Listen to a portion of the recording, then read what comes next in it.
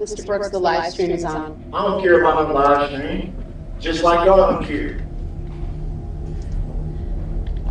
All this political, this is show. We don't totally Mr. Brooks. Mr. Brooks, look at me for a minute. Mr. Brooks. Mr. Brooks, look at me. Act like you know. People like you don't. Y'all Mr. Brooks. nothing about where I come from. Mr. Brooks. Push me, dog. Don't push back that. Mr. Brooks. Push back. Push me in. Mr. Brooks, we have to continue with this hearing. Don't worry about me. Don't put your hand on me. Nobody put their hands on you. Yeah, they better not put their hand on me. Okay, Mr. Brooks, you need to look at me for a minute, okay? Why? To listen to all this political stuff that all got going on? Mr. Brooks, I'm more concerned about... All right, we're going to take a break. We're going to come back after lunch. I'm not going to do this with him right now. He needs to be here. He's not cooperating. I'm going to give you the warning, Mr. Brooks. I will give you the warning that if you continue to interrupt when we go back on the record, you will forfeit your right to be in the courtroom today. I can't have these interruptions. I want you here. It's been a long day and a half. Put your hands off me. We'll come back at 12:30. Just hold it in the wall. Hello and welcome back to Mushmouth Joe. If you watched my part 1 video, then you already know that clip is the earliest on-camera outburst I could find. And unfortunately, if they resumed court at 12:30 as Darrell said, I just can't find that footage. But they did have another live stream on September 19th of 2022, almost a month later. That video is a little over 3 hours long, and I'm sorry to say that we're actually going to skip the entire thing. And the reason I'm skipping it is because it's mind-numbingly boring. The attorneys are basically just arguing over what the rules for the jury trial will be. Things like witnesses appearing on camera, whether Darrell Brooks should be addressed as the defendant or by his full name, and whether or not he should be allowed to wear a mask in court. And for me, the only thing interesting about this video is the fact that Darrell Brooks is swiveling back and forth in his chair, and he refuses to be still through the entire thing. And the only reason I can think of for him doing that is because in that clip that I just showed you from August 26th of 2022, he was being told to stay still and to stop moving his chair around. And this is just Brooks acting like a defiant little toddler. That concludes the hearing today. We'll see everyone 8:30 on October 3rd. So instead, we're just going to skip forward a couple of weeks to the hearing that was held on September 27th of 2022. And this is the beginning of Darrell Brooks' attempt to go pro se, or as he calls it, pro per. Whatever you want to call it, the judge has to go over a colloquy with Brooks before she can let him defend himself. Meaning that she has to have a formal legal conversation with Brooks to make sure he understands what he's doing. And that's where we're going to start this one off. You have an absolute right to have an attorney represent you. It is protected not only by the Wisconsin Constitution, but the United States Constitution. Do you understand that? I do understand my rights under the United States Constitution, yes. Did you hear what I said? Repeat it. Do you understand that you have the right to have an attorney represent you, what we call the right to counsel? Under the 6th Amendment, correct? Under the 6th Amendment, the 14th Amendment, and the Wisconsin Constitution as well. It's a well-established right that a criminal defendant has. Do you understand that? I'm aware, yes. Do you also understand that you have the right to represent yourself? I'm aware of that as well. I have before me a motion to withdraw by your attorneys with the sole basis that is listed that you want to represent yourself. Is that your understanding as well? That isn't entirely how the issue came about. I think it's important for that to be on record. I'm not asking you to divulge attorney-client privileged information. Do you understand that? So essentially, what is the question? Well, I want to make sure you understand you have these competing rights. It is recognized in our case law from the United States Supreme Court, the Wisconsin Supreme Court, that there are these competing rights: the right to counsel and the right to self-representation, essentially to be your own counsel. Do you understand these competing rights? I am aware. Do you understand, sir, that you can't have an attorney and exercise that right and also exercise the right of self-representation? No, I don't understand that. So you started off this hearing by saying you want to exercise this right to appear in persona today and act as a sovereign citizen. Sir, my concern here today is there's a request from your attorneys to withdraw from this case. Do you understand that's the request before me today? I'm aware that they filed a motion to withdraw, yes. And are you aware, let me back up. Have you seen that motion, sir, the written motion? I have seen it. Did they give you a copy, the paper copy? I believe it was delivered to me in the jail. Right, do you have that in front of you today? No, I do not. Madam Clerk, why don't you print off a copy and we'll give it to him. Yeah. Well, it looks like Attorney Perry has put that in front of Mr. Brooks, along with the court is providing another copy. Mr. Brooks, can you acknowledge for me that you have a written copy of the motion to withdraw now in front of you? Yeah, this is a motion to withdraw. Are you able to read that on your own, sir? Yes. Have you read it?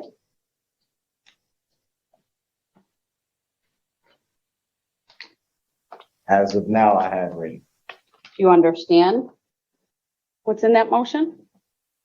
Yes, I'm aware of what's in the motion, yes. Is there anything about that motion you do not understand? I'm aware of it. My question is, do you understand? I'm aware. Do you understand what it says, sir? It's clear to me what it says. All right. So let me start off again by asking you, do you wish to represent yourself in this case? Yes, I do. Before, I'm sorry, go ahead. I would like to represent myself pro per. What does that mean to you, sir? Explain to me that request. Again, because I've already said it on record, to represent myself as a sovereign citizen. Calling yourself a sovereign citizen just means that you suffer from severe brain constipation. I'm not going to make a determination, sir, whether you're a sovereign citizen or not. It's not relevant to my determination how you characterize who you are, other than you are accused of 77 counts, which I will go through momentarily, and you have the right to have an attorney represent you. That's your constitutional right. You have two very capable attorneys that have been with you from the beginning. You understand that, right? No, I do not understand that. What don't you understand about that, sir? I don't understand why is a reference being made to the capableness of my attorneys. Now, I agree that they have worked tirelessly on a lot of the things in this case, and I credit them with that. I'm appreciative of that. But it also should be said that there's a lot of things that I did not understand about the proceedings in a lot of the court cases. There were things that I didn't understand why there wasn't certain motions filed. There were a lot of things that I did not understand the totality of the meaning behind. And that is what kind of led to a lot of issues. But these were issues that were being raised for a number of months. This was not just something that sprung up out of the blue. And I feel that as my attorneys, that it would be essentially their job to make me aware of things that I do not understand. So that's where a lot of the questions come into question as you. We must internalize the flatulation of the matter. So let me follow that up, sir. If I allow them to withdraw, you lose their legal experience, their specialized training, right? Their education, their work as attorneys. Do you understand that? No, I did not understand. So if you are allowed to represent yourself in this case, sir, you will not have attorneys assisting you. If I let them withdraw, they're gone from this case. Do you understand that? I think I will probably be better served representing myself. So in order for me to evaluate whether that's appropriate in this case, there are certain things that I need to go through with you and on the record. Okay, do you understand that? Yes, Your Honor. So let's start with the charges in this case. And I'm going to group them together. And if you have any questions, you need to ask me. Do you understand that? Yes, ma'am. So first of all, sir, you are charged with 6 counts of first-degree intentional homicide, use of a dangerous weapon. Do you understand that? No, I do not. And what I don't understand is the nature and cause of the charge. Have you been provided with a copy of the second amended criminal complaint, sir? I cannot say that I have. I have a copy for you. It was filed on January 12 of 2022. I'll have my clerk hand it to the bailiff. You will be provided with it. While we're giving that to you, Attorney Perry, have you provided Mr. Brooks with a copy of that previously? I believe so. I think he was also provided a copy of it in court. I would like to say, though, since you said January, That was filed on January 12th, 2022. part of the, So, sir, let me focus you back. I'm interrupting here for a second because I want to focus on this document. So this particular document was filed on January 12th of 2022. Take a look at it. This document details the factual basis the state is relying upon to support each and every one of the charges. Do you generally understand what a criminal complaint is, sir? no, I do not. Well, it's in front of you. Are you able to read it? Yeah, I don't mean this moment, but do you read, write, and understand English? Yes, All right. Remind me again of the last grade you completed. I have HSED, And how many years in school did you actually attend before obtaining your HSED? 11 years. How long after you went to school through 11th grade did you obtain your HSED? Immediately. While you were in school, did you have any special education classes? And minimally, Any of those deal with reading or reading comprehension? no, ma'am. Do you believe you have any issues with reading documents in this case from a comprehension standpoint? Absolutely not. Do you know at what grade level you read? Do you believe it's a high school educational level, a college level? I don't know. I wouldn't be able to guess that off the top of my head, but I'm pretty sure that it's adequate. You sure about that? Any physical or psychological disability that would affect your ability to understand the paperwork that's given to you in this case? Not paperwork wise, no. Any physical or psychological disability that you believe would affect your ability to communicate in the courtroom, whether to me or in front of a jury? Absolutely not. I'm doing a good job now.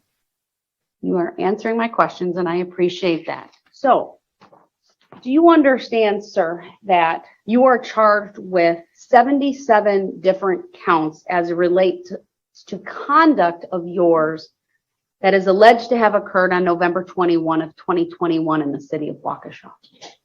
No, I do not understand. And I say that because I'm still trying to I would like to know the nature and cause of the charges. Sir, listen to me and listen to what I'm asking you. Do you understand that you're facing 77 charges as it No, I relates? do not Hold understand. on, let me get my question out. Sir, and I will start a little bit more basically. Do you understand that you are charged with a variety of offenses due to conduct that you are alleged to have done stemming from an incident or a series of incidents from November 21 of 2021 in the city of Waukesha? No, I do not understand. Do you understand you're facing criminal charges, sir, in Waukesha County? No, I do not. So you have no idea that you are facing 77 different charges? No, I do not. I would like that explained to me, if possible. Have you asked your attorneys to explain that to you? I believe I have a number of times. I'm going to do this a little bit differently, sir. Okay. You are charged with 6 counts of first-degree intentional homicide with an enhancer for the use of a dangerous weapon. The charges of first-degree intentional homicide, use of a dangerous weapon, carries a penalty of lifetime imprisonment. That means the information in this case alleges that you caused the death of another individual, in this case 6 other individuals, with intent to kill, contrary to section 940.01, sub 1 sub A of the Wisconsin statutes. That's a class A felony. Again, upon conviction, you shall be sentenced to life imprisonment. That's as it relates to the first 6 charges. Do you understand what I told you, just what I've advised you thus far regarding the penalties for the intentional homicide charges? No, I do not. You don't understand that these are punishable by life imprisonment? I would like to still know the nature and cause of the charges. Sir, I'm focused on the penalties right now and the charges. Please answer my I question. do not understand. Did you hear what I just said right now? Absolutely. You are charged additionally with 61 counts of first-degree reckless endangering safety, use of a dangerous weapon. These charges are Class F felonies, and upon conviction, you may be fined not more than $25,000 or imprisoned not more than 12 and a half years or both. This too has an enhancer for use of a dangerous weapon, which means the maximum term of imprisonment may be increased by not more than 5 years. Did you hear me advise you of these penalties, sir? Yes, I heard you, but I do not understand the nature and cause of the charges. There are also an additional 6 counts of what is referred to in the information as hit and run resulting in death. Each one of these 6 counts is a Class D felony, and upon conviction, you may be fined not more than $100,000 or imprisoned for not more than 25 years or both. Sir, did you hear me tell you about the penalties for these offenses? Yes, but I don't understand the nature or the cause of the charges. Sir, did you hear me tell you about the penalties for these offenses just now? I don't understand the nature and cause of the charges. I'm not asking you that, sir. Did you hear me advise you of the penalties for hit and run resulting in death? I don't understand. Did you hear me tell you about the penalties for hit and run resulting in death? I don't understand the nature and the cause of the charges. But that's not my question, sir. So stop playing games with me right now, okay? Did you hear me tell you the penalties for hit and run resulting in death? Doesn't mean I understand. I'm not asking you if you understand. I'm asking you, did you hear me advise you about the penalties? Are you able to hear me right now? Yeah, I can hear. Did you hear me advise you about the penalties for hit and run resulting in death? I don't understand the nature and cause of the charges. Again, sir, Did you hear me right now? I heard you right now, yeah. Did you hear me tell you the penalties? Yes or no? Yeah, I heard you. And it's, Understand. I'm not asking if you understand. So you're the one who wants to represent yourself in this case. So I need to go through all of the penalties with you. There are 2 counts of felony bail jumping. Each one of those counts is a Class H felony, and upon conviction, you may be fined not more than $10,000 or imprisoned not more than 6 years or both. Did you hear me tell you these penalties just now? I don't understand them. Did you hear me?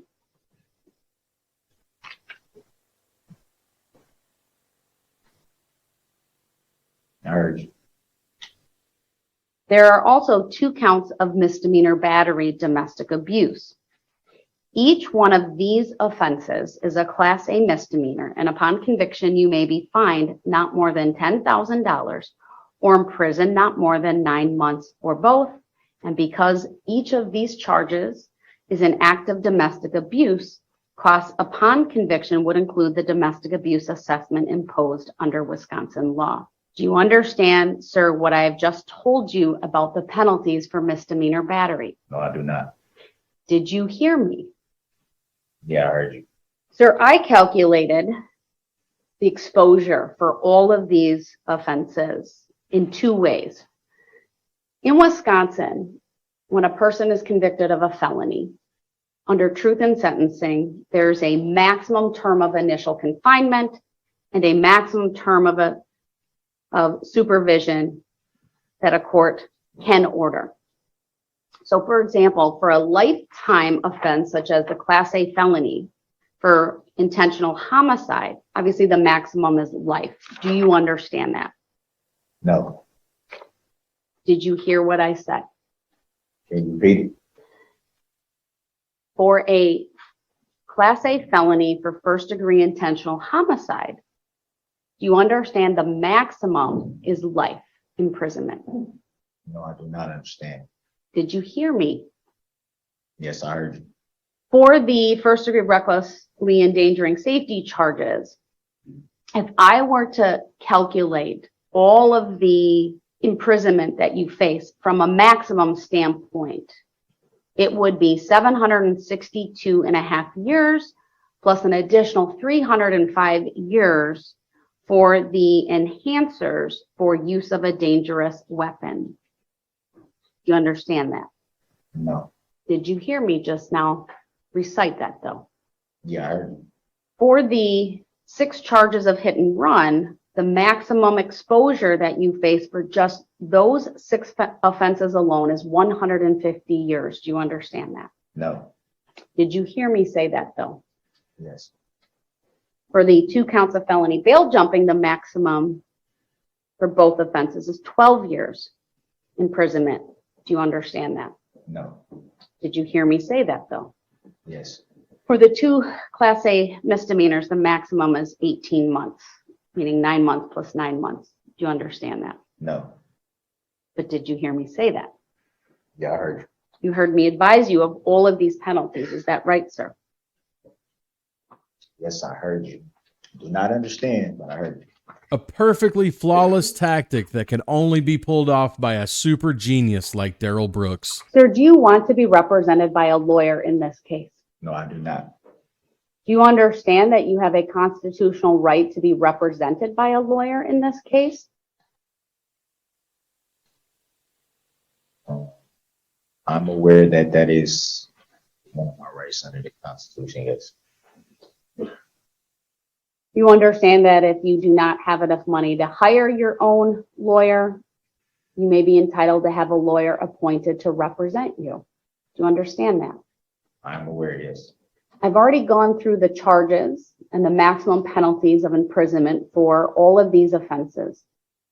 If you are represented by a lawyer, he or she may discover information or facts which would be helpful in your defense.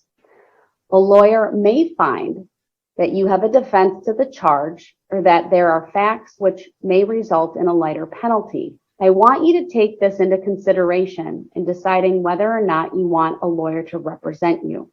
I also need you to understand that the trial will continue under the same legal rules that would apply if you had a lawyer. If you represent yourself, you will have to follow these rules. Because you are not trained in the law, this will make it hard for you to challenge the evidence presented by the state and hard for you to present any evidence that you want to present. If you decide to testify, you will be sworn as a witness and can give testimony while you are acting as a witness. You will be asked questions by the other side at that time. However, you cannot try to testify while acting as your own lawyer. Do you understand these things, sir? No, I don't, because it sounds like pro se to me. Because it sounds like what? Sounds like pro se to me. Well, there are two options here. Pro se means you act as your own attorney. You're self-represented. So when I talk about not having a lawyer, representing yourself, acting pro se, those are all the same. They all have the same meaning. Do you understand that? No, I do not. My understanding that it's not the same meaning as representing yourself as pro per. And if that could be clarified for me, then it would greatly help. Sir, under the Constitution, you have a right to have a lawyer and you have a right to self-representation. Those are the only two rights that I am talking about today. I'm aware of that. So whatever your understanding about some other hybrid fashion is not what I would be proceeding under. Do you understand that? No, I do not. What is your expectation, sir, about proceeding on your own in this case, in this pro forma, as you have said? I simply seek to represent myself pro per so that I can establish my sovereign citizenship. But what does that mean as to whether you have an attorney or not to you? Clarify what you're saying, what you're asking. You keep repeating this phrase, is it perf?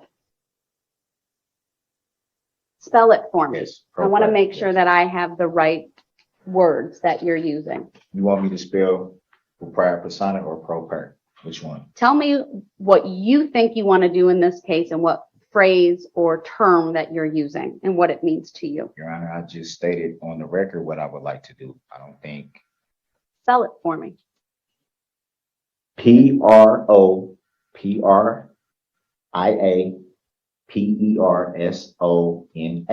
And what does that mean to you, sir? It means that I am representing myself as a sovereign citizen of these United States.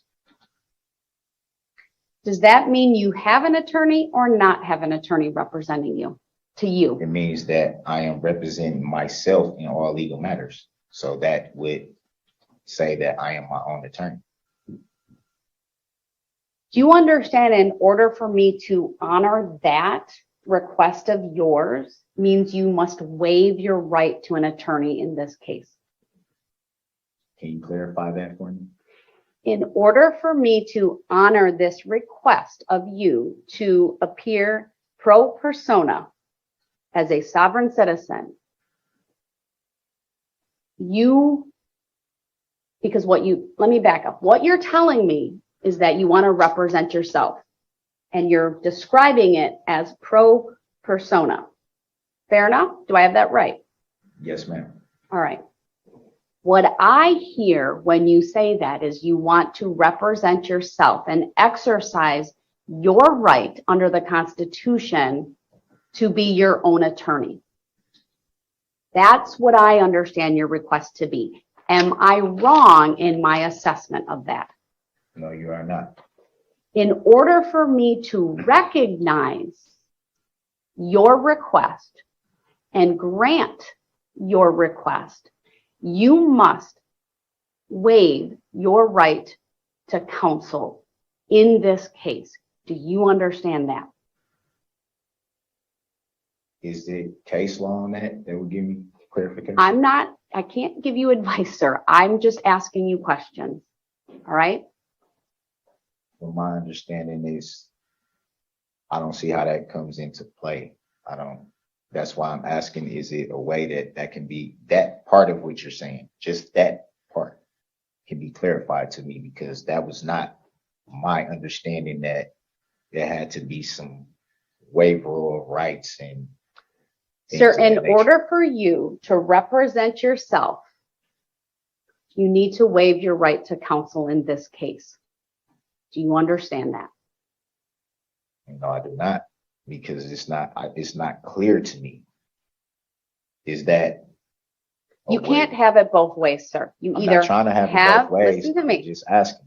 You either have an attorney and you're exercising your right to have an attorney, or you waive your right to an attorney and you act as your own attorney, what I refer to as self-representation.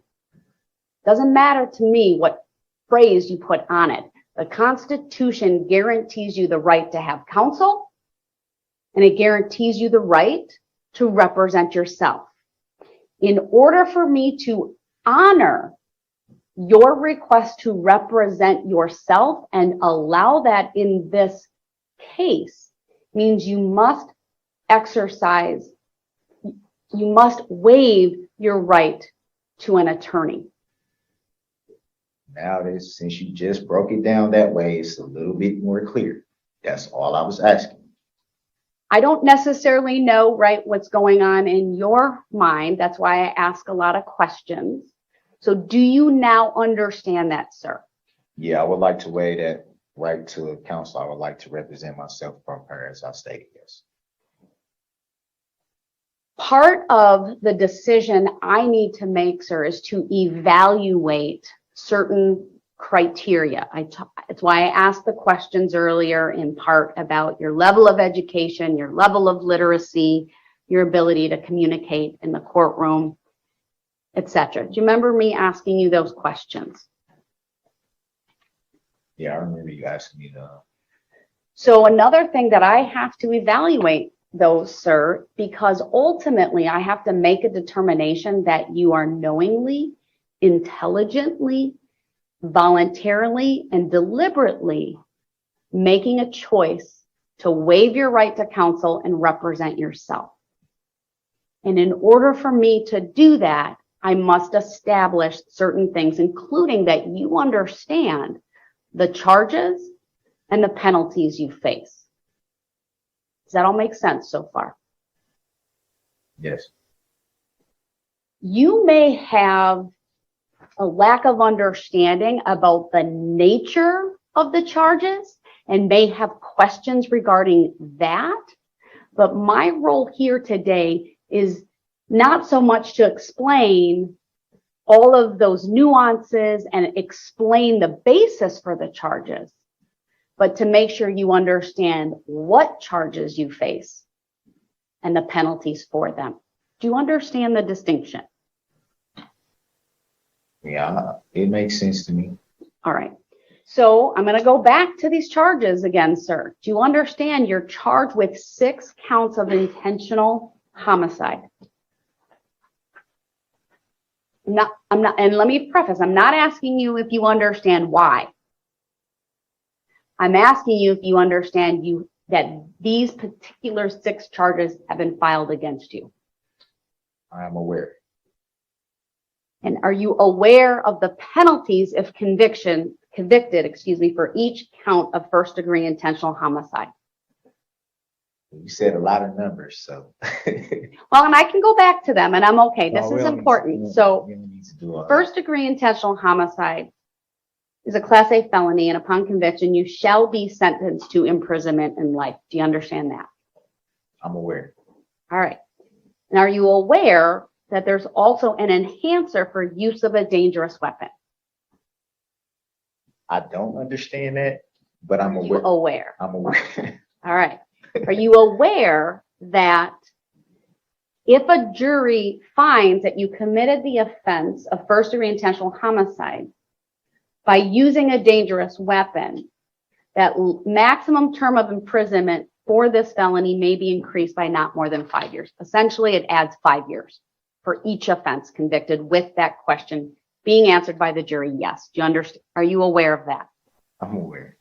And are you aware, sir, that you face 61 counts of first-degree reckless endangering safety use of a dangerous weapon? I'm aware. Are you aware that each one of those 61 felonies, upon conviction, you may be fined not more than $25,000 or in prison not more than 12 and a half years or both? And are you aware that if convicted and the jury answers the question yes about using a dangerous weapon, each of those terms of imprisonment may be increased by not more than 5 years? Are you aware, sir, that you are also charged with 6 counts of hit and run resulting in death? And are you aware that each one of those Class D felonies is punishable by imprisonment up to 25 years? Did you say 25 before? I hope I did. If I didn't, it's 25 years. I'm reading it right from the, I probably missed it. there's a lot of charges and I understand that there's a lot of numbers. Yeah. But are you aware that a Class D felony for hit and run resulting in death is punishable by a fine of up to $100,000 and imprisonment of up to 25 years? I'm aware. Are you aware that you're charged with 2 counts of felony bail jumping? I'm aware. Are you aware that each one of those counts carries a maximum term of imprisonment of not more than 6 years and a $10,000 fine? I'm aware.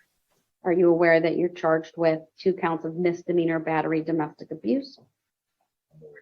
Are you aware that each one, as a Class A misdemeanor, the maximum term of imprisonment is 9 months and a $10,000 fine? I'm aware. Are you aware that they're each charged as acts of domestic abuse, so that upon conviction, there would be a domestic abuse assessment imposed?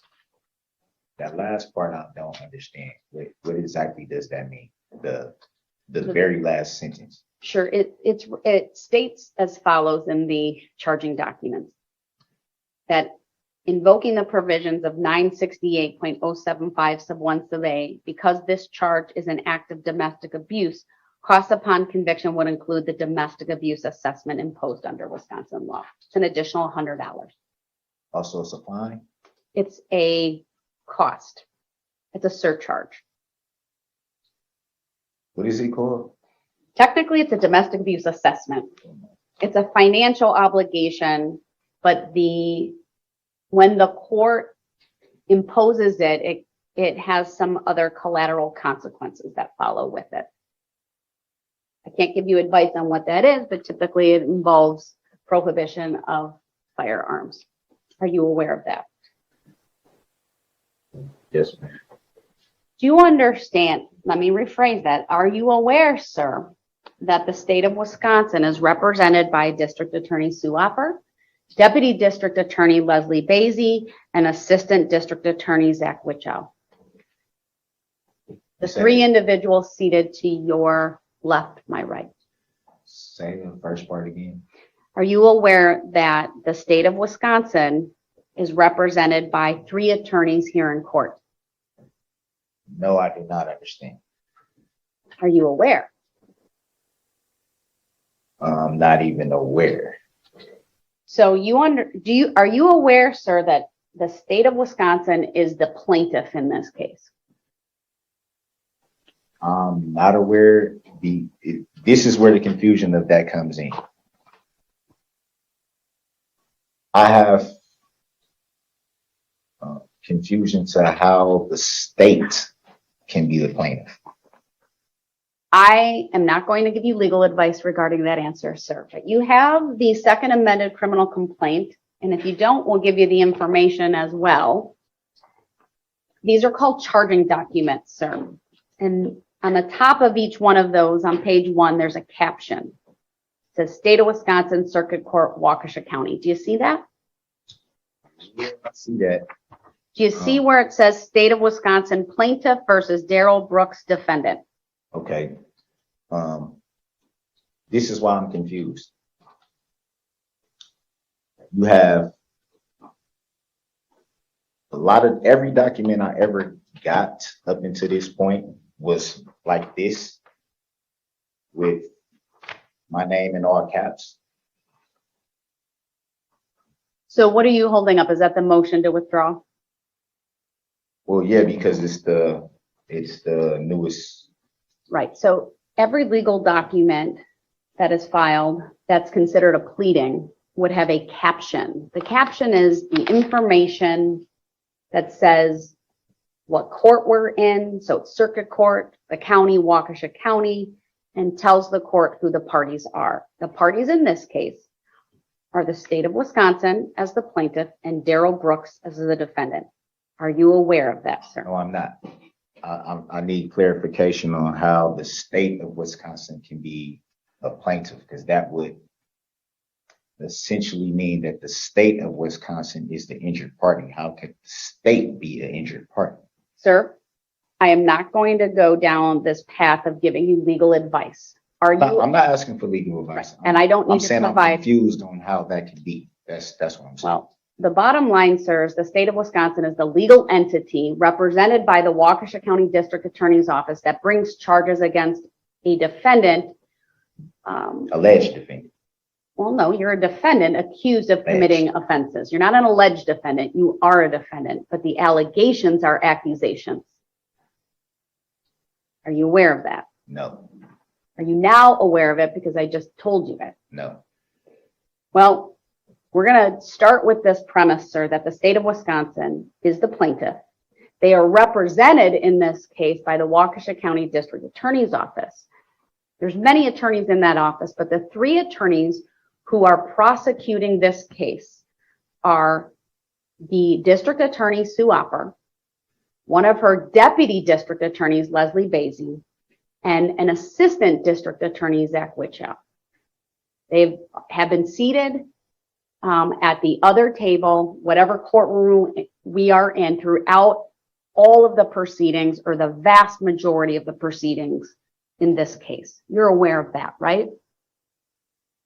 No. You're not aware that these attorneys, these people seated to your right, have been in court virtually every time that you've appeared in court?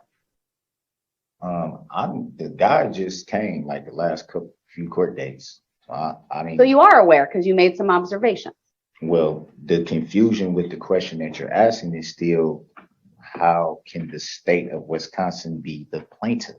I'm not going to answer that question, sir. Party? I have a different reason for advising you. And what you need to know, what's important for my conversation with you today, is that the state of Wisconsin is represented by three attorneys. Is that a judicial determination? That is not. That's their prosecutorial discretion, sir. So they're but the what, injured party? hold on, nope. Let me ask you the questions and tell you certain things.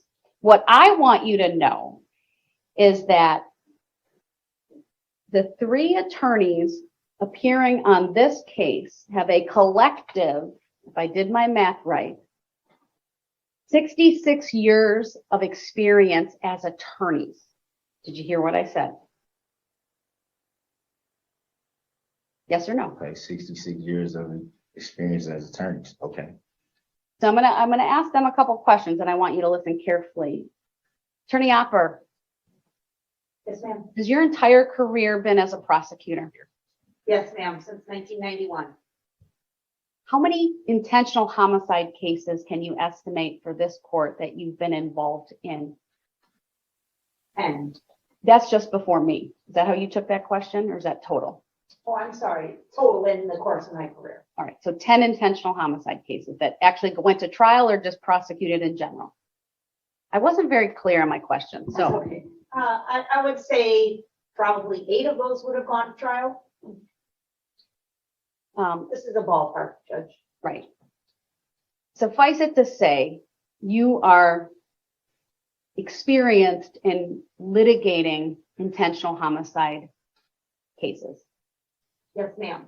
You're also experienced in litigating reckless endangering safety charges. Yes, ma'am, I've had many cases like that over my career.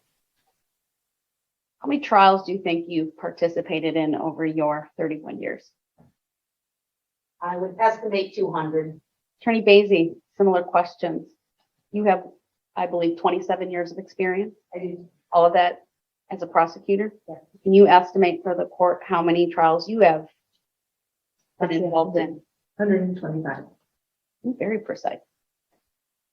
Any of those intentional homicides? Yes. Any of those involve recklessly endangering safety charges? Yes. Now, Attorney Witchow, you're what we call the baby of the bunch. My understanding is 8 years of experience. Yes. All of that as a prosecutor. Yes. Have you been involved in an intentional homicide trial before? No. In addition, Mr. Brooks, first of all, did you hear the answers to the questions I just asked these attorneys? Yeah, I heard. I mean, you understand, sir, they have a lot of experience sitting at that table. Would that be fair to say? Roughly. Do you also understand, though, that they have at their disposal an investigator with the Waukesha County Sheriff's Department, meaning they're assigned, that person's assigned to the district attorney's office to help them, even during a trial? I don't understand where we're going with this. Just want you to understand the resources that you're up against when you represent yourself. Doesn't make me flinch one bit. And I'm not asking you whether you flinch, I'm asking you if you understand it. I'll still go back to the question I asked. I don't understand how they can represent an injured party. How can the state of Wisconsin, the corporate state of Wisconsin, be an injured party? I'm not answering that question. Okay, this is So is that a judicial determination that you're not answering that question? No, sir, this is a legitimate case, and I'm not going to make a mockery by you asking that question, because this case has been proceeding since November 23 of last year, and it's going to keep going on, whether you understand how the state can be a party or not. Do I make myself clear? No, because the question is still there. It's still a relevant question. I'm telling you, I'm not answering the question, and whether you understand the issue or not is not going to stop this case from going forward. So is that a rush to judgment? No. So I also want you to be aware that the district attorney's office has available, because the case involves witnesses from the city of Waukesha Police Department, that they will have seated at the table behind them, currently seated now, Detective Tom Casey. Are you aware of that? I'm still going to refer back to the question. Sir, answer my question. First of all, did you hear me ask the question? Did you hear me? Yes or no? No. So I'm telling you, Detective Casey is going to be their court officer throughout this case. Did you hear me say that? How? In addition to Detective Casey being here, the district attorney's office also has a support staff member that will be available for their use during this trial. Did you hear me say that? I'm still not understanding how there are questions not being answered. Sir, did you hear me tell you that right now?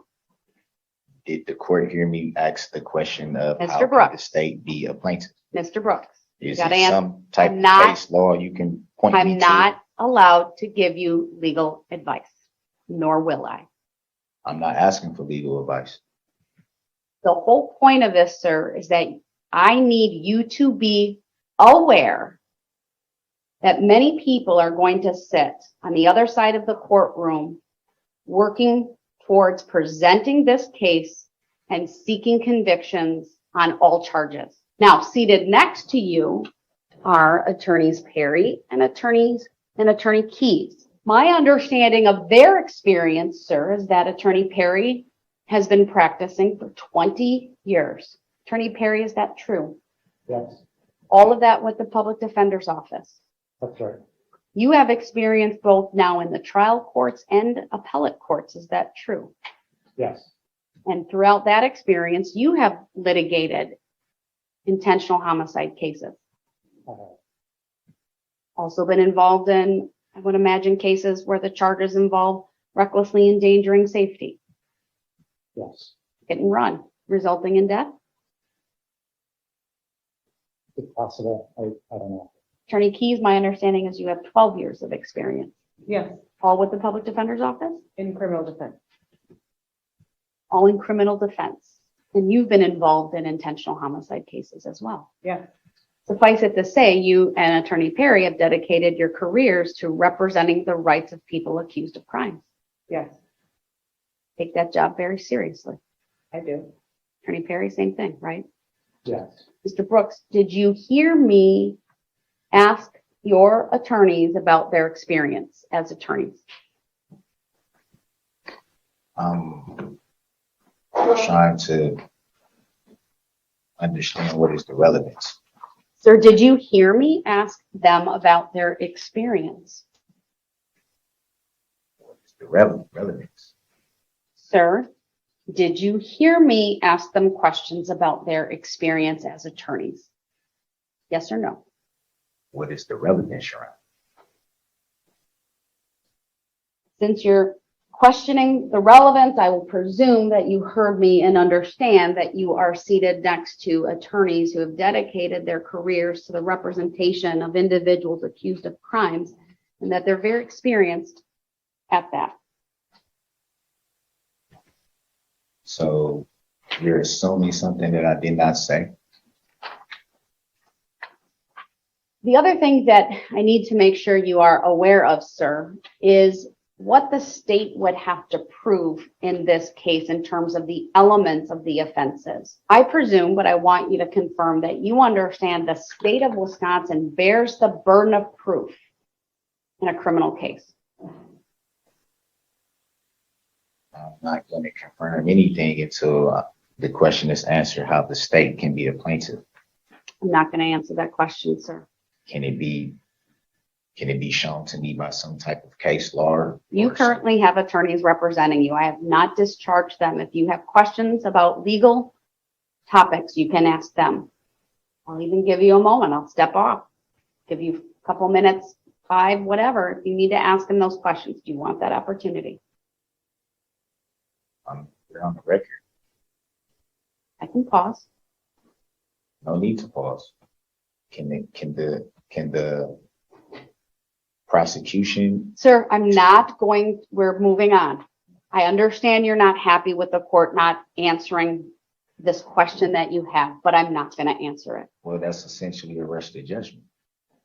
I'm not rushing to any judgment, sir. My concern here is to make sure that you understand the charges you face, the penalties that are associated with them, that you're aware of all of these things, that you are aware that you as a defendant do not have to prove anything at a trial. Are you aware of that? I can't move past the rush to judgment. There's no rush to judgment. Did you hear me, sir? You just assumed that I said something I didn't say.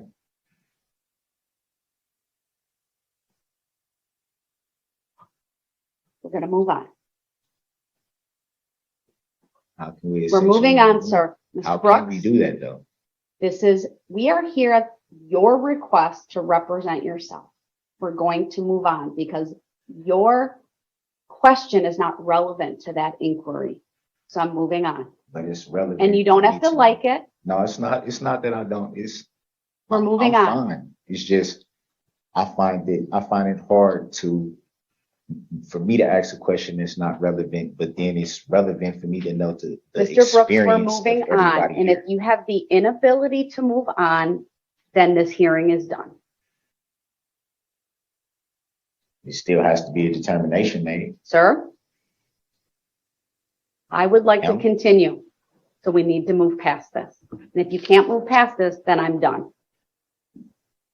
Then I can still make the record. Sir, do you understand that Not. the state of Wisconsin must prove each and every offense beyond a reasonable doubt? No, I do not understand until my question is answered. Sir, are you aware that No, I'm the not aware. state, I didn't even ask the question. How can I'm you not answer? aware. Mr. Brooks, are you aware that the state must prove every element of each offense charge beyond a reasonable doubt in order for you to be convicted. No, I'm not aware. The state still has, I'm still confused. How are All right, they? Attorney Perry, Okay, we're gonna go off the record. I'm gonna take a break. I'll mute the live stream. I'll even stop it for now. I'm gonna clear the courtroom. I'm gonna give you some time to talk with Mr. Brooks. I'm not answering his question, nor am I required to answer his question, but I can't move past this It's law from the bench. if he is going to keep interrupting. He's not demonstrated thus far that he understands enough for me to even get past that to make a determination that he can waive his right to counsel. I think it's important to mention that this wasn't a scheduled hearing. It was called just because Darrell Brooks asked his attorneys to resign. So this entire day was a complete waste. And Brooks just keeps asking this stupid question about how the state can be the plaintiff. And he thinks he's winning because he thinks Darrell can't answer it, even though she tried to tell him that she's not allowed to answer it. But he just won't listen. And I think he actually believes the best reason for him to represent himself is because he doesn't think they want him to. So it must be the right thing for him to do, right? Seriously, I think that's how dumb this guy really is. But anyway, they go off the record so that Brooks's attorneys can explain to him what's happening and that he actually needs to answer these questions because his responses determine whether or not he gets to defend himself. But when Judge Darrell gets back on the stand, it's obvious she's had just about enough of his shenanigans. Mr. Brooks, this is what's going to happen right now. I'm going to give you some paperwork. One of the things I'm going to give you is the waiver of right to attorney form. It's CR 226. I've been using a specific word with you that you seem to have difficulty when I use, and that's the word understanding. That's not my word. That's a word in the case law. See, I have to make a finding that you understand what you're doing, that there's a knowing, voluntary, and intelligent decision of you to waive your right to an attorney. Part of that requires you to have certain understandings. That will be made very clear to you in this form, the waiver of right to attorney form. I'm going to provide you with that, and I'm going to provide you with some other documentation, part of which includes the criminal court records selected. It's a printout from our electronic file application. It lists all of the charges. Then I'm going to give you the amended order governing trial administration, 6 pages. I'm going to give you a filing that your attorneys submitted dated September 26th of 2022. And really every other filing since that time. There's a number of documents from the state, some of which you may already have. I want you to have this information because it's important for me in order to honor your request to represent yourself, that you have understandings. And I think this documentation will help. I'll hand it to my clerk. They'll give it to the bailiff. They'll give it to you.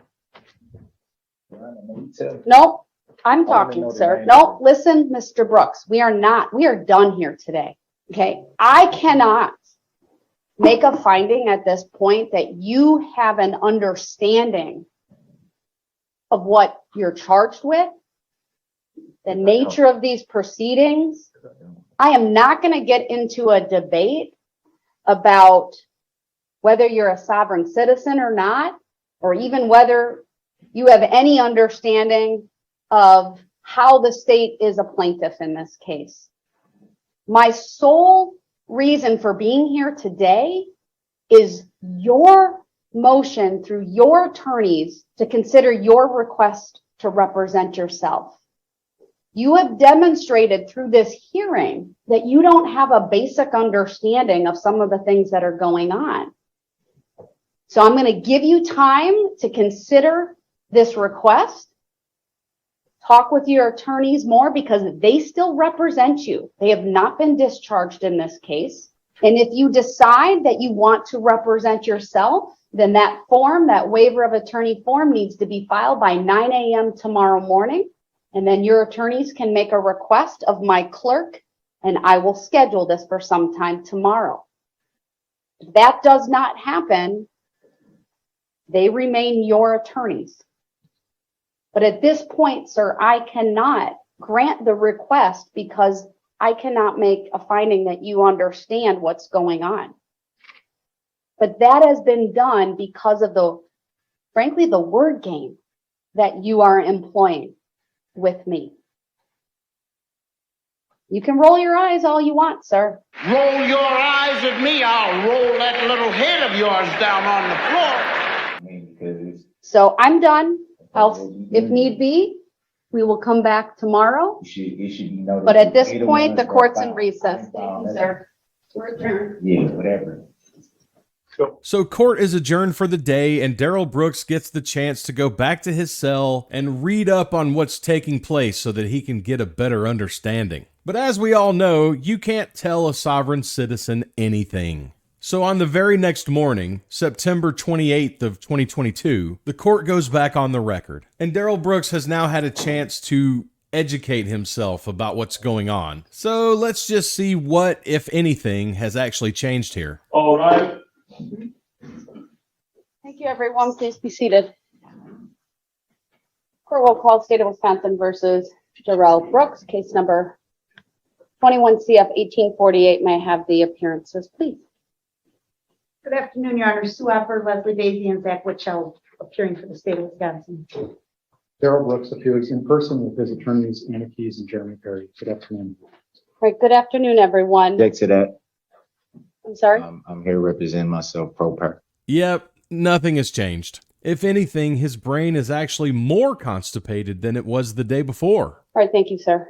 Then we are here so that I can once again address the motion to withdraw that was filed by the defense attorneys in this case late last week. I did receive this morning a filing from the defense. It includes the waiver of right to attorney form that appears to have been signed by Mr. Brooks. Mr. Brooks, I do have in front of me a waiver of right to attorney form that was electronically filed into the case today. I'm going to pull it up. Can you acknowledge, sir, that it is before you on the screen? Yeah, I can see it. I don't want to make any assumptions, sir, about who filled out this form and how it got to me, so I'd like to ask a few questions about it. I, of course, gave you this form at the end of yesterday's hearing. You acknowledge, sir, that I provided this form to you at the end of the hearing yesterday. Yeah, gave me this. I filled in certain information on this form regarding the caption at the top. That's the part that's typed. You acknowledge that. Which part are you referring to? So the very top of the form is a caption where it says State of Wisconsin versus Darrell E. Brooks, and there's typed written information. I'm telling you, I filled that out. You would agree with that? I didn't see you fill it out. Sir, when I gave you the form, was that portion of the form filled out with typed written information? Yeah. All right. There's a section further down that says crimes and penalties. Do you see that? Yeah, I see it. When I gave you this form yesterday, was that section or both of those sections actually filled out with typed written information? Yeah. And that's the information that's on the form in front of you. Is that correct? Yeah. If you turn to the second page of that document, there's a signature box. It has a number of lines. Do you see that? Yeah. And there is one line where it says name printed or typed with the name Darrell E. Brooks typed in. Do you see that? I see it, but that is not the way my name is. I Sir, don't acknowledge do you that. acknowledge? Just listen to me, sir. Do you acknowledge that when you received the form, that printed name was on it? I recognize that there is a name printed on it. That is not mine. Sir, The form that you have in front of you, which has a lot of other information on it, did you fill that out? I filled it out a certain type of way. Listen to me, sir. Did you provide the handwritten information on this form? Yes, I want to confirm the information that you filled out.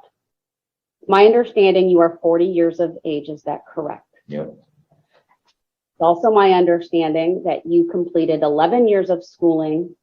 Is that correct? yep, You have either a GED or an HSED. Is that correct? yes. Do you know which one? The HSCD. I Thank said that yesterday. Right. I've read in other materials that it was a GED. That's why I'm asking you. I clarified it yesterday that it was the HSCD. Thank you. It's also my understanding that you are able to read, write, and use the English language. Is that correct? Yes, English, as I understand it, is your first and only language. Is that true? yes, Further, my understanding, sir, that you are not currently receiving treatment for a mental or emotional problem. Is that true? not currently, Is that true? not currently. Did you hear my question? Yeah, I heard it. Is it true that you are not currently receiving treatment for a mental or emotional No. problem? No, It's not true. say it again. Is it true that you are not currently receiving treatment for a mental or emotional problem?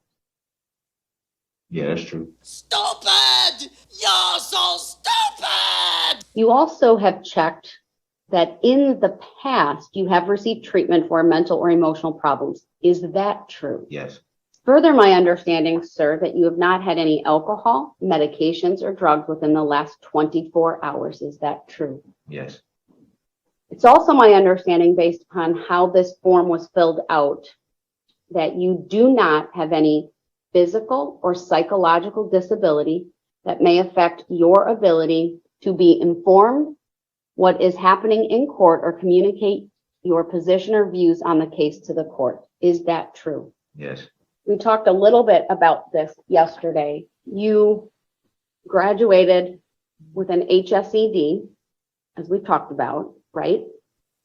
Yeah. You've been able to read the various documents that have been provided to you in this case. Is that true? yeah, You're able to write. Is that correct? yeah, Let's go down to the next section, sir, where it says, I am informed that I have been charged with the following crimes that carry the following penalties. Do you see that section? yeah, I want to advise you of the following. I want you to listen to me.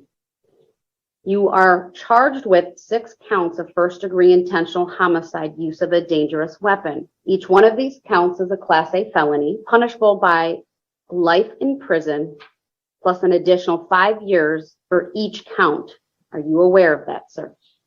I am informed, yes, You are also charged with 61 counts of first-degree recklessly endangering safety. Each one of these offenses is a Class F felony, imprisonment of not more than 12.5 years plus 5 years for the enhancer for use of a dangerous weapon for each count if convicted, and you are aware of that, sir.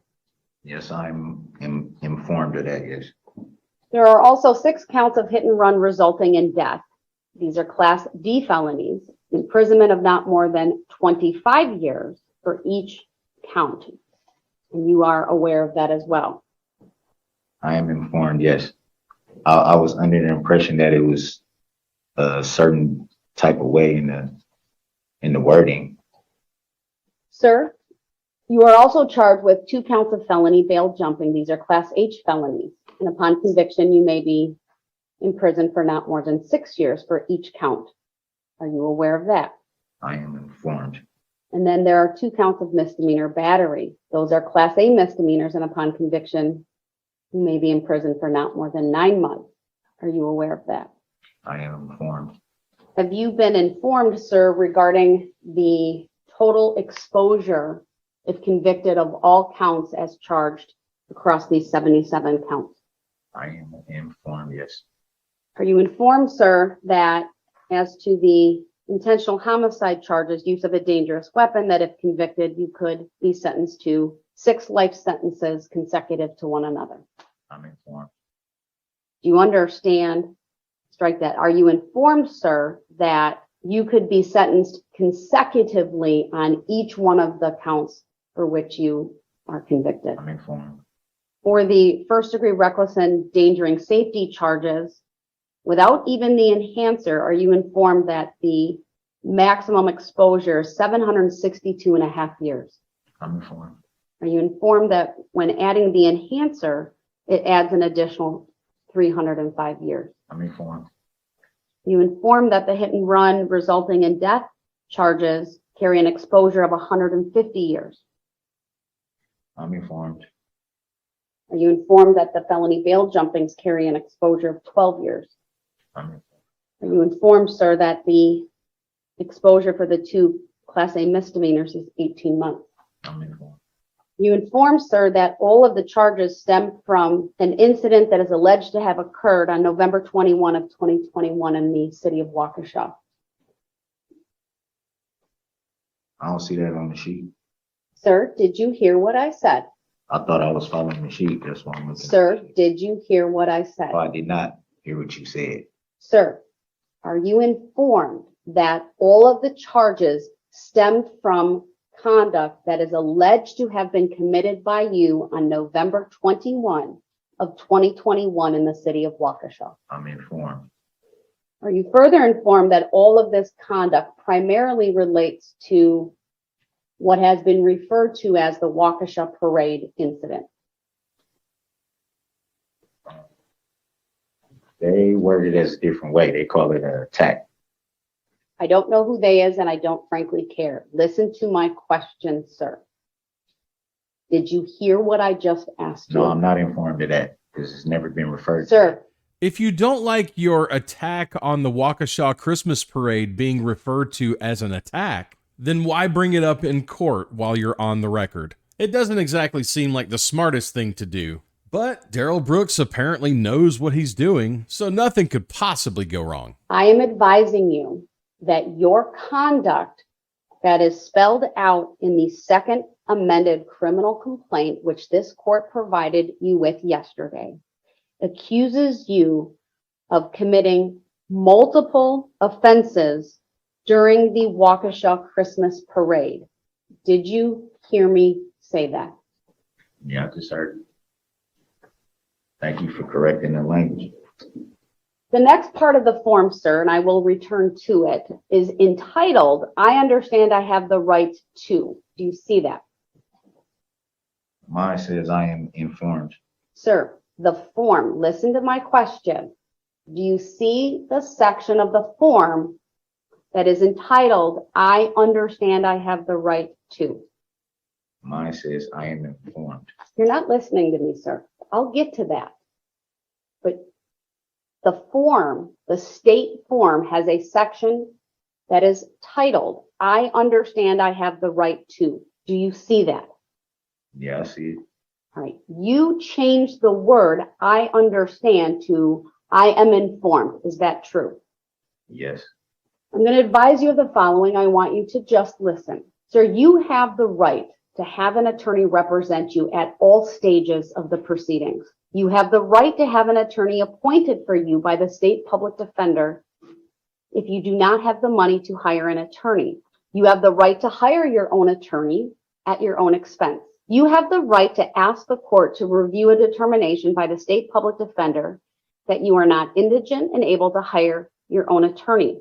You also have the right to ask the court to find you indigent or partially indigent and appoint a court-appointed attorney for you at county expense if you have been found not eligible for a public defender. You also have the right to represent yourself and act as your own attorney.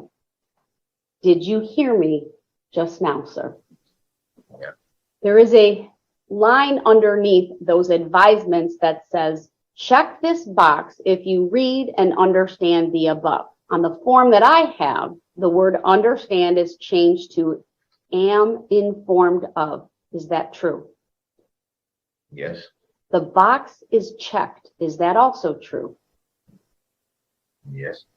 Did you check this box? Yes.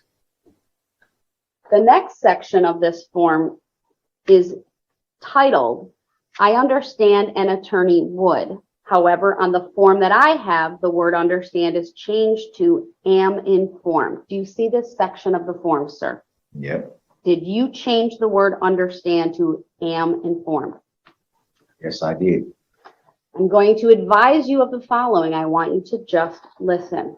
You are advised that an attorney would represent you and speak on your behalf in court. An attorney would also advise you about your legal rights and options. An attorney would explain and assist you with legal and court procedures. An attorney would help you negotiate a settlement of your case with the district attorney.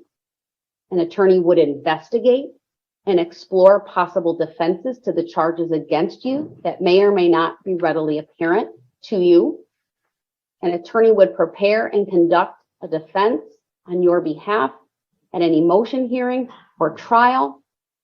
An attorney would file motions on issues of evidence, testimony, and procedures of the police. An attorney would assist you at sentencing if you are convicted of any crime. An attorney would also file an appeal if requested. Did you hear me just now, sir? Yeah, I heard.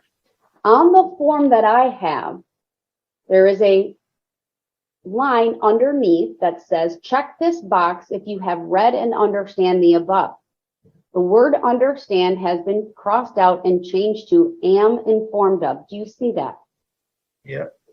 The box is not checked. Do you see that? Yep. Was that an oversight? No, it's a reason. I'm sorry, I didn't understand what you just said. There is a reason. Do you sir, I advised you of what an attorney would do. Are you informed of what an attorney would do for you? Yes. Why did you not check this box? Because it is my understanding that representing myself pro per, I can have standby counsel. So that, in a sense, is why that box specifically is not checked. That is not a correct statement of the law, sir. Standby counsel is not for the benefit of a defendant. It's for the benefit of the court. Either way, it's still allowed for me to have. Have you been advised, sir, that the public defender's office is not able to perform standby counsel duties? No, I have not been advised that. There is a rule that was promulgated by the Public Defender Board in Wisconsin that prohibits public defenders from acting in the capacity of standby counsel. Did you hear me advise you of that just now? Yeah, I heard you say it. What is it called? You referenced standby counsel, sir. I'm advising you that the Public Defender's Office is not able to act in that capacity. Did you hear what I just said? I heard what you just said, and I asked you a question. Is that somewhere that I can find out about that information? Some type of law or some type of...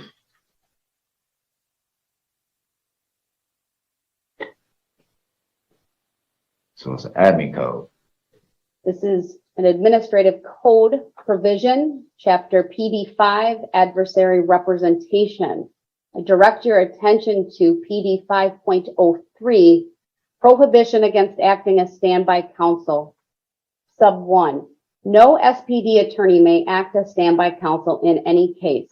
Sub 2, this prohibition applies whether or not the SPD attorney was originally providing adversary representation in this case. You see that, sir? Yeah, I see it. This court, sir, you should be advised, would not be appointing attorneys Perry and Keys to represent you or to act, is a better way of saying it, as standby counsel in this case. Did you hear what I said? Yes, and I didn't ask that. I didn't ask for them. Not asking if you asked that, sir. I'm giving you advisements right now that you need to listen to. This court would also not appoint standby counsel in this case. Did you hear me say that? That's fine. This court is further advising you, sir, that this trial will start next Monday, October 3rd. Did you hear me say that?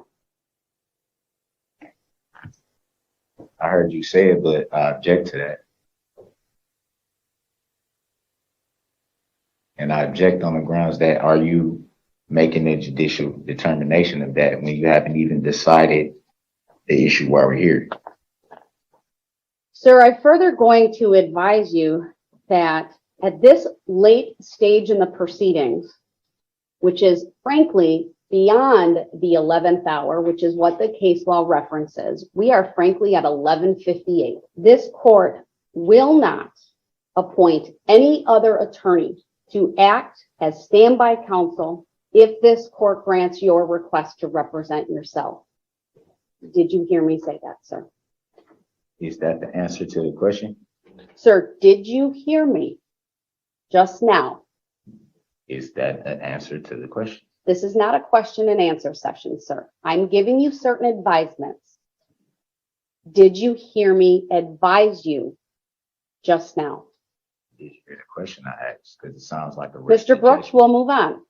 You are advised You are that, resting judgment. Mr. Brooks, you are advised that this court will not appoint standby counsel. Okay, you said that. There but are you a didn't number answer. of reasons which I will advise you make it impractical. You're not This answering trial the is question, though, scheduled. Your Honor. Mr. Brooks, do not interrupt. That is a rush Mr. judgment Brooks. if you don't answer the question. That's So a we rush are to judgment. here, Mr. Brooks, we are here because you want to represent yourself. Yeah, but I didn't file the motion. That's I'm just not merely- relevant, I'm just sir. merely The motion asking- is before I'm me just and I'm merely going asking- to address it. I'm Stop just merely talking asking over the me, question. Mr. That's Brooks. it. Just merely asking I the need question. to get through the advisement. And I would like to know the answer to the question. that You are I'm being asking. difficult. You are not listening. You are trying to interject irrelevant factors for this court. It has So, merit. stop. It's not irrelevant. Stop. I have a Mr. constitutional Brooks, right to I'm be able going to to ask questions. continue. Please stop talking. So it is a rush to judgment. Mr. Brooks, the case law makes very clear you can't waive your right to an attorney. Let me rephrase that. The case law makes clear you cannot act as your own attorney, right? Exercise your right of self-representation while simultaneously exercising the right to counsel. Did you hear me say that? Yes, I heard you say that, but that wasn't what I was attempting to do. That was the whole reason why I said it was filled out. This form was filled out for a specific reason, the way that it was. Sir, I'm not going to entertain a request for whether it be called standby counsel, hybrid That's not what I'm talking representation. about. Your attorneys have told me you want to represent yourself. That is why we are having this hearing here today. The next section of this form is entitled, I understand that if I represent myself, but on my copy, the copy e-filed in this case, it says, I am informed that if I represent myself. Do you see that section, sir? What section are you referring to? The section that is labeled, I understand that if I represent myself, but the word understand has been changed to am informed. It's on page 2. His papers got shuffled off the page. Let me know when he has the correct page in front of him. Okay, he's got it. Thank you. Do you see that section, sir? Now, what section were you referring to? The section that says, I understand that if I represent myself, but the word understand is scratched out and it now reads, I am informed that if I represent myself. It's on page 2. Do you see that? Yes, I do. You are advised, sir, that the judge, that's me, cannot be your attorney and cannot give you any legal advice. You are further advised that the district attorney cannot be your attorney and cannot give you legal advice. You are further advised that the judge, district attorney, and court personnel are not required to explain court procedures or the law. You are further advised that the judge cannot treat you any differently because you do not have an attorney. You are further advised that you will be required to follow all legal rules and procedures that an attorney would have to follow in court, and that it may be difficult for you to challenge evidence presented by the district attorney if your case goes to trial. You are further advised that it may be difficult for you to present evidence. You are further advised that if you want to testify, you must be sworn as a witness and answer questions from the district attorney. You are further advised that it may be difficult for you to do a good job as your own attorney.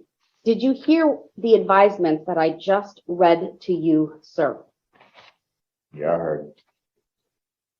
You are further advised, sir, that acting as your own attorney may be very challenging. You would be required to participate in jury selection, including exercising preemptory strikes. It may be difficult for you to raise the issue of strikes for cause at trial. It may be difficult for you to raise objections, both when to make them and how to make them, whether it be as it relates to the admission of evidence or the testimony of witnesses. Other obstacles that you will face include applying the rules of evidence, understanding and applying the rules of trial procedure.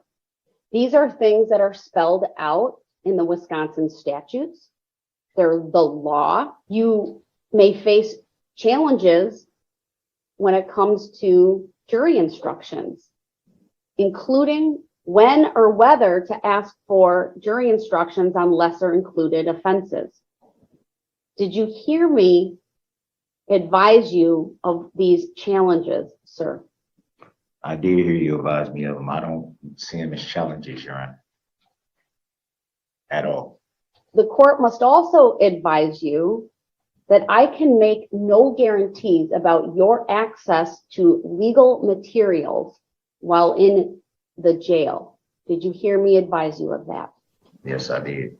You may even find, sir, that if I allow you and honor your request to represent yourself, that once this trial starts, you may find it difficult and may even express a desire to change your mind. In other words, you may regret the decision that you make. I'm advising you, sir, that at that point, it would be challenging for this court to reinstate your right to an attorney. Did you hear me advise you of that, sir?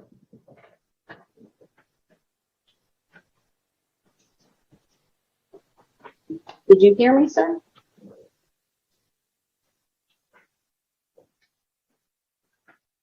Mr. Brooks, did you hear me?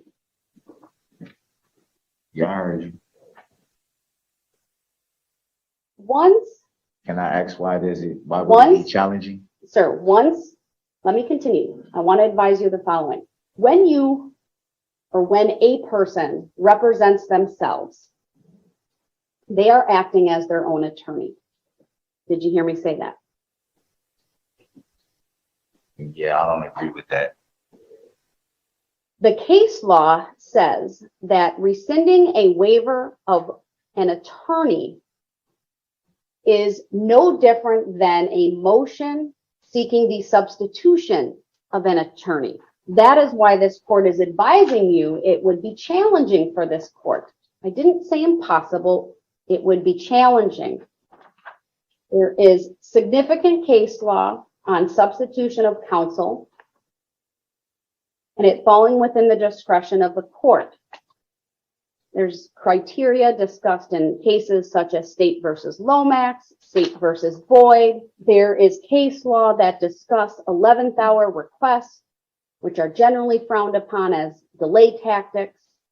The court would consider things like the impact on the court's general responsibilities for the prudent administration of justice. The court would consider whether requests like that interfere with the administration of justice, the impact to the court's docket in general, and other considerations, including the significant amount of time, resources, preparation that the court, the parties, even the clerk of court and the sheriff's department have put together to bring this case to trial in October of this year. Did you hear me advise you of all of these things, sir? Yes. There's a reason I'm telling you, sir, about some of these challenges and difficulties, and that is because I want you to know that waiving your right to an attorney does not mean the trial is delayed. Did you hear me say that? That's not my reason for wanting to represent myself pro per. It had nothing to do with delaying the trial. So you don't want to delay the trial, correct? That's not what I said. I said that the decision to represent myself pro per had nothing to do with a delay tactic. I think I'm very clear with what I said. Well, I want to be clear. I understand you, sir. If it's not a delay tactic, I take that as you're not requesting an adjournment of the trial. Is that true? That's not what I said. Are you requesting an adjournment of this trial? I can't logically make that decision until you make a judicial determination. Why would I answer that question right now at this point when I still don't know what's been decided yet? So here's the important takeaway, in my humble opinion, sir. You are being advised that I am not going to adjourn the trial that is scheduled to start next week. Did you hear me say that? I heard you say that. And knowing that, sir, I still can't logically answer what you are asking me because a decision has not been reached. So what you need to understand is that the case law makes it very clear you have the absolute right to represent yourself. That is protected by the U.S. and the Wisconsin Constitution. Did you hear me say that? I know that. You have the absolute right to have an attorney represent you. That is protected by the U.S. and the Wisconsin Constitution. Did you hear me say that? I'm aware of that as well. It is my understanding, sir, that based upon the motion that was filed, the waiver of attorney form that was filed, and the proceedings that have been held over the course of the last 2 days, you wish to represent yourself. I wish to represent myself pro per, but I do not wish that my entire Sixth Amendment right not be honored. I essentially would only be agreeing to the part where I want to represent myself. Just that stipulation of my Sixth Amendment and no other stipulation of my Sixth Amendment. Your Sixth Amendment right to counsel is pretty straightforward, sir. You have the right to an attorney. You have the right to represent yourself. Those two things don't always go hand in hand. In fact, never go hand in hand. Sir, you have raised a phrase throughout the last 2 days that has very specific meaning to this court, and I believe to you as well. You have used the phrase in pro per. That is a shorthand way of saying in propria persona. That comes from the Latin phrase, which means in one's own proper person, also referred to as pro per or pro se. I presume that when you use that word, you are doing so intentionally. I told you the Latin phrase that it comes from, or the meaning. In a court of law, it has a specific meaning. And it is used when a person represents himself or herself without a lawyer, meaning without the assistance of counsel, without the assistance of an attorney. When you use that word, sir, it is no different from the phrase pro se. The use of that phrase by you, sir, is a clear indication to this court that you want to represent yourself without the assistance of an attorney. Did you hear me advise you of this just now, sir? Yes, and I'm aware of that same definition by the Black's Law Dictionary. Let's go back to the form, sir. We went through this section about what it would mean to represent yourself and what a judge cannot do, what a DA can't do. And then I further went over many of the challenges and obstacles you would face underneath the various statements on this form.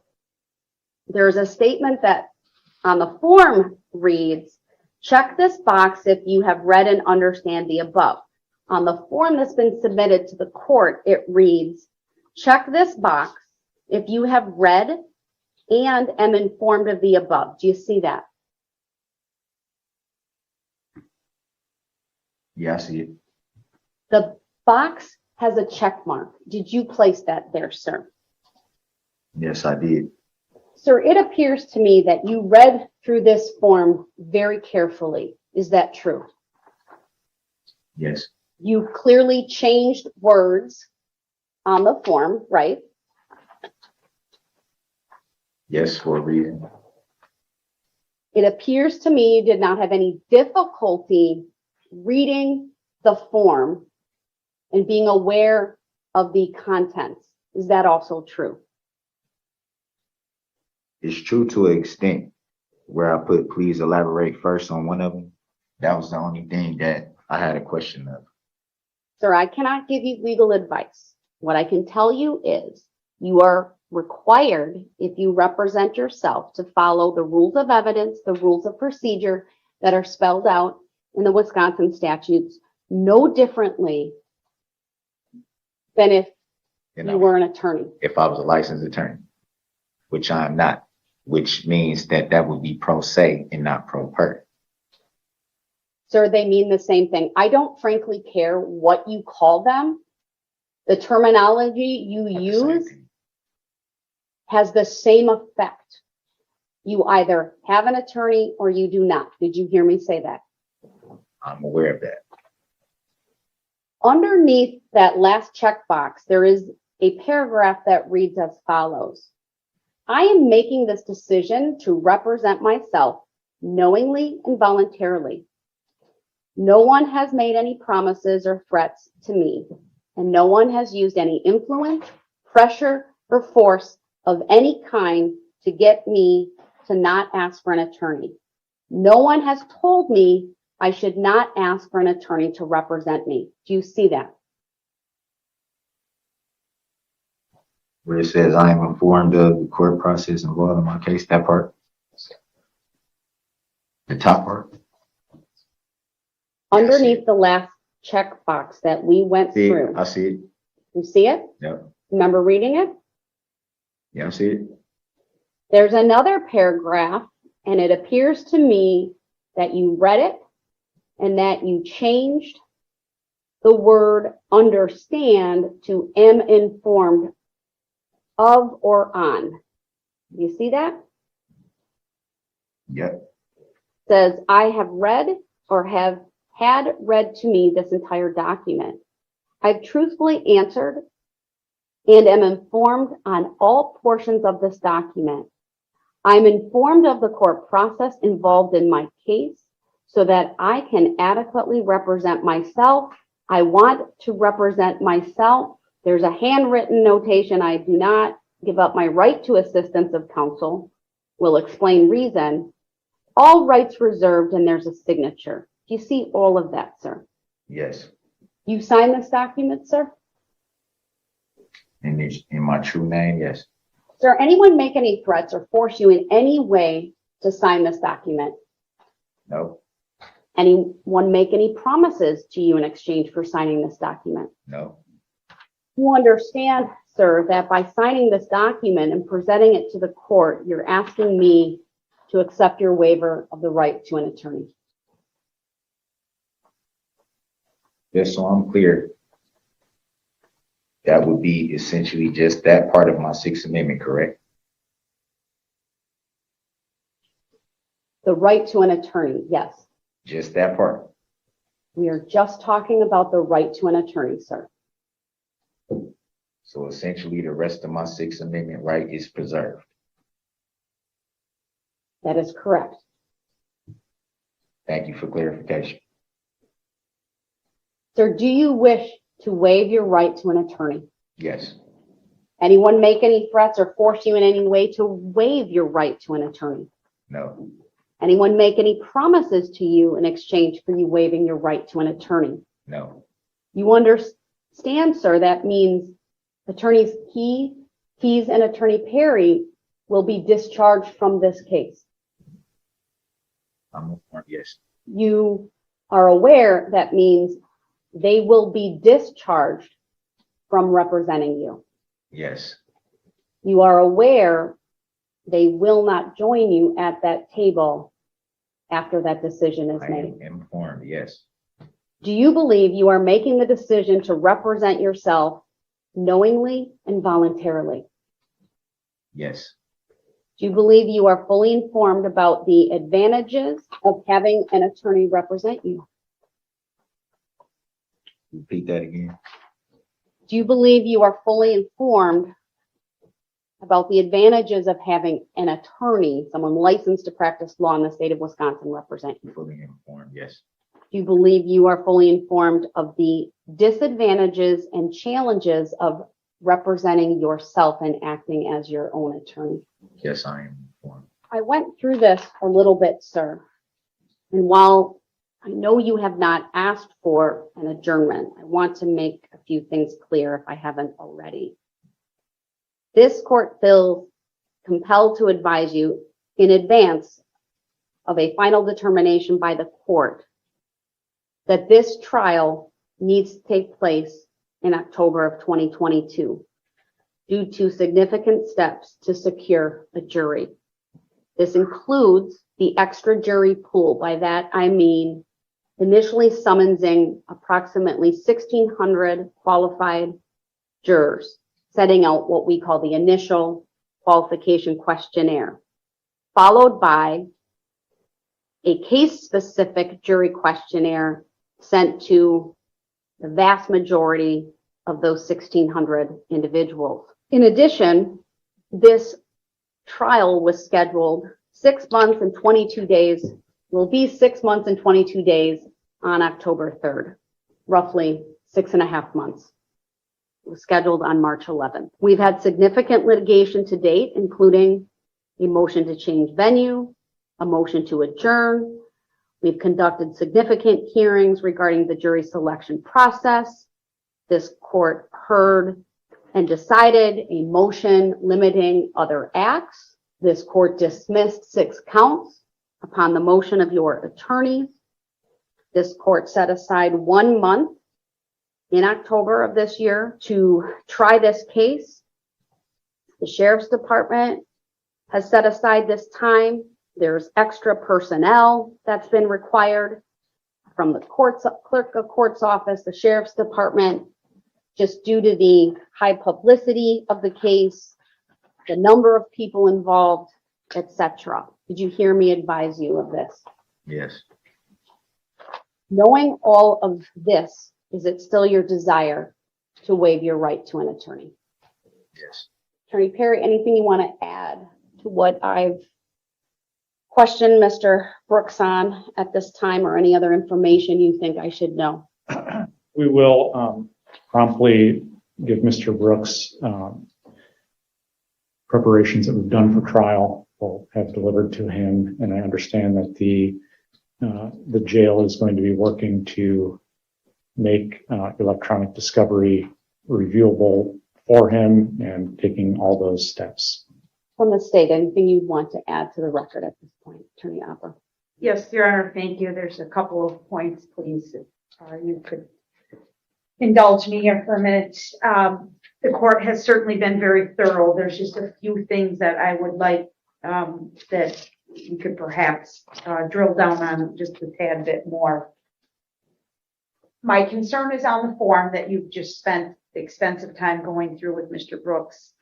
There's indication at the very, very top of it, and again in the middle part, suggesting that Mr. Brooks has the right to an attorney at any time of the proceedings or any time during the proceedings. You have been very clear here with him that that's not absolute. So I just would like him to be advised that he can't flip-flop. He can't get into the trial and decide on day one he wants a lawyer and then change his mind back and change his mind back again. I think he should be advised of that, because the form does say I may change my mind at any time on the second sentence of the form. And that needs to be made abundantly clear to Mr. Brooks that that's, I believe this form is used largely in the pre-trial capacity and not the week before trial. So I would like the court to please advise him of that. Do you want to do these one at a time, or do you want me to? Sure, I think that's Okay. a good idea. Mr. Brooks, did you hear the state's concern as voiced by Attorney Opper just now? I think you were pretty clear in what you advised me of. I think you made it very clear that it would be challenging, but not impossible. That was your exact words, verbatim. So what needs to be made abundantly clear when you've already done that? Thank you, Mr. Brooks. One of the challenges of being judge is I can't give advisory opinions, right? I can't give advice, but in the context of waiving your right to an attorney, I think it's important that you understand exactly what Attorney Opper has just said, and that is this form is generally used in the pretrial context, not at the 11th hour on the verge of a trial starting. You are correct. It's not impossible. It's incredibly challenging. I told you a couple of the cases that I would need to consider, but what I would further tell you and advise you is that the right to an attorney is not absolute, and that's from the case law. Once waived, the Sixth Amendment right to counsel is no longer absolute. And I'm looking at the Wisconsin case of State versus Rhodes, citing to United States versus Salina, and other cases from various circuits. That was a Seventh Circuit case, but Menfield versus Borg, Brown versus Wainwright, Merchant, United States v. West. Those are all cases that are cited by Rhodes. And I referenced State versus Lomax. There's also State versus Lovetto. And these are some of the considerations that I would need to consider if it were raised. And that includes practical concerns of managing its docket. That's my concern. Impact that a request may have on its general responsibilities for the prudent administration of justice, the timeliness of the request for substitution of counsel. All of these cases are substitution of counsel cases, but the case law makes clear that when a pro se person seeks to now, however you want to call it, sir, in pro per person wants to request an attorney, I treat that as a request for substitution of counsel because you're acting as your own attorney. I think you understand that because we've discussed it, you've acknowledged it, but did you hear all of the advisements just now? I heard the advice. Any questions for me about that? No. All right, Attorney Opper, the next. Also, I think you have made it abundantly clear, but you touched on the idea of co-counsel or hybrid counsel, that obviously once he's allowed to self-represent, there will literally be no one sitting next to him, not as if he can ask some questions and another attorney sitting next to him can ask some questions, or they can share responsibilities or duties. Thank you. Mr. Brooks, did you hear what the state just said just now? I heard it, and again, I think, like was just stated, you were abundantly clear on that issue as well. We talked some yesterday about some of the challenges. You would agree with that? As far as it Representing yourself. And I'll be a little more specific. Yesterday, I went through the experience of not only your own attorneys, but the experience and the resources available to the state. Do you remember that? I do. I may not have said it this way, but one of the things the state will be able to do is there are 3 attorneys seated at that table.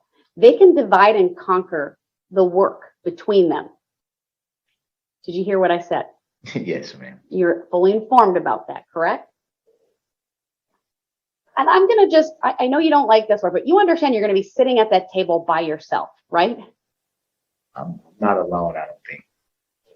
There will be no attorney seated next to you, I know correct? what you mean. I know what you mean.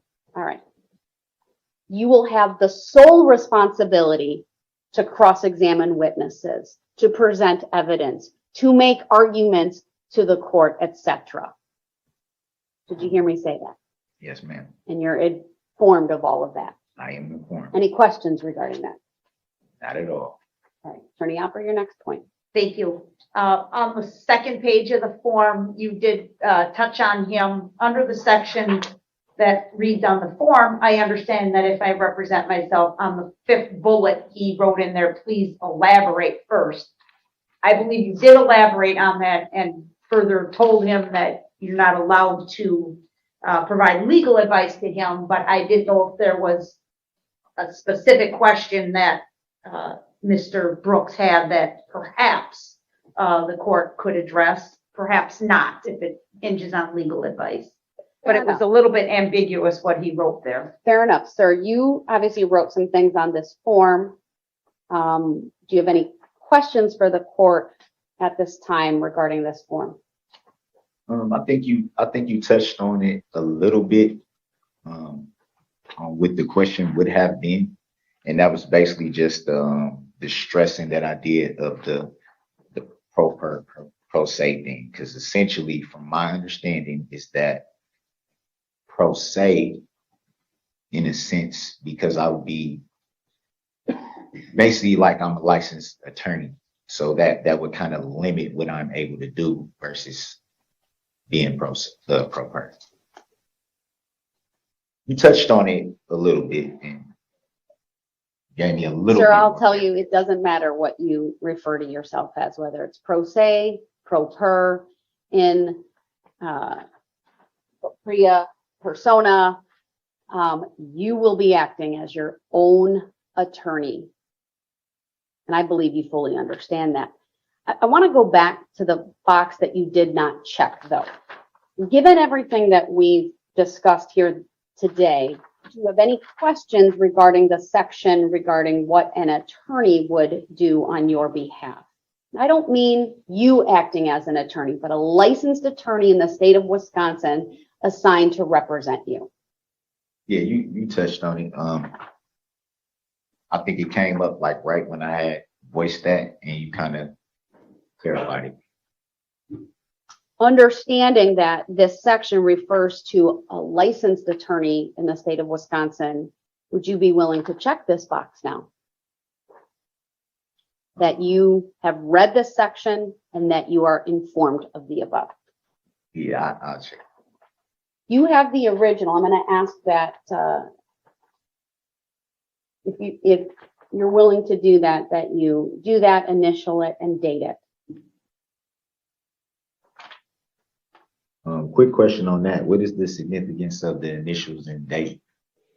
As it pertains to For me, not having to do that for the I think you know what I'm saying. for me, the form that I have was signed yesterday, the 27th. Today's the 28th. It's an indication anyone reviewing it later would know that that was added at a different date.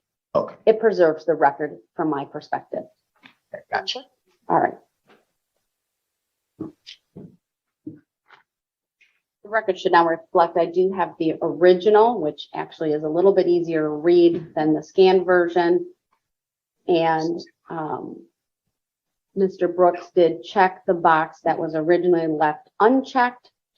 There appears to be 3 initials and then today's date. Thank you. Attorney Opper, your next point. Last point as it relates to the form, and it goes hand in hand with what just occurred. At the bottom of the form, it states in all bold letters, this form shall not be modified. It may be supplemented with additional material. I think that's standard printing on the form, but I just want Mr. Brooks to be aware that obviously you are accepting the form as modified by him at his request, so that there's no question later that you accepted the form contrary to the printing on the form that says it should not be modified. Thank you for bringing that up as well. I certainly understand that. Mr. Brooks, you would agree any of the changes that were made by you and not this court. Yeah, I mean, I feel like we've covered everything dealing with that form. I don't understand the relevancy of stressing the form that we just spent so much time going over. I think you were more than clear in your advisements of exactly what the form meant. And I think you were pretty clear. Thank you. Is that it, Attorney Opper? That's it to the form. I would request an opportunity to be heard on the motion prior to ruling, or if you're going to defer ruling. No, I am going to rule. I will certainly give you an opportunity to make any statements you want before I issue a final decision. So go ahead. The only outstanding issue, Your Honor, we have not yet spoken of it today on the record, was the letter that was filed by the defendant's mother. I believe it came in late yesterday afternoon or first thing this morning, in which she has indicated she thinks Mr. Brooks is not competent to be making these decisions. I just wanted the record to reflect that we've reviewed the history of offenses for Mr. Brooks in the state of Wisconsin. We know he has a record outside the state of Wisconsin, but we have not been able to develop that. First, the record should reflect that he is experienced in the criminal justice system. He has been charged and convicted and sentenced for prior felony offenses. He's been through the court system on at least 10 prior occasions, or 10 prior cases, I should say, in the state of Wisconsin. The majority coming from Milwaukee County, 1 from Wood County, 1 from Manitowoc County. We could not find on any occasion, searching court records available online, a situation where Mr. Brooks had competency was ever raised, or he had claimed himself to be incompetent, or counsel or the court had ordered an evaluation for competency. It's never been an issue in any of his 10 prior cases.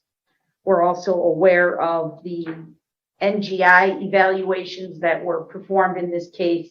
It's certainly a different issue, competency versus insanity, but they were all licensed professionals, psychologists and psychiatrists, in my professional opinion, would have alerted the court if in the course of their NGI evaluation, they thought there was concern as to the competency of Mr. Brooks.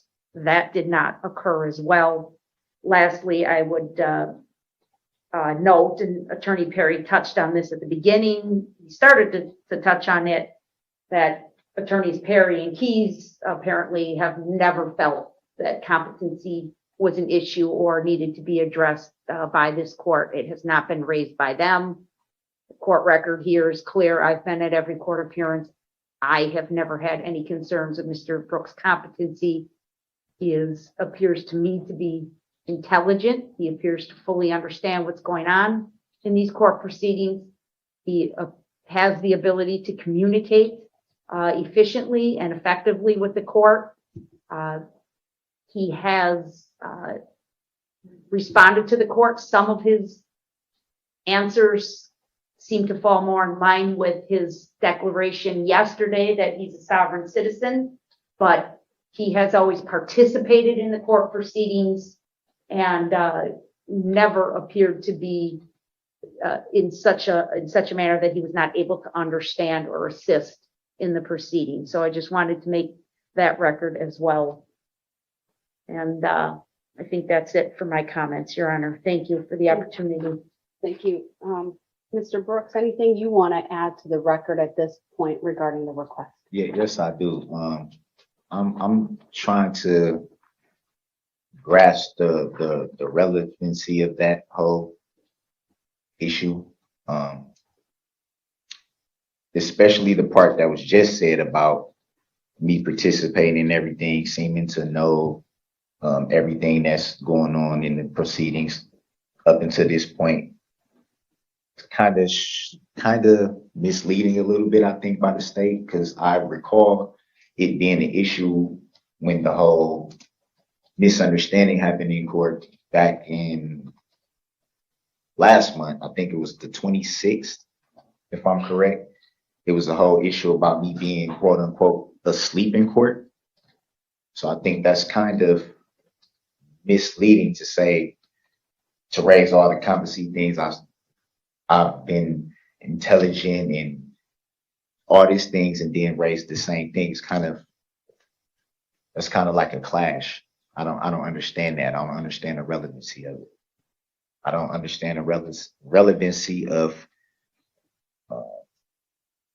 the NGI plea being referenced to when that plea was essentially withdrawn. I don't see the relevancy of prior cases with this case in front of you now. I don't see the relevancy.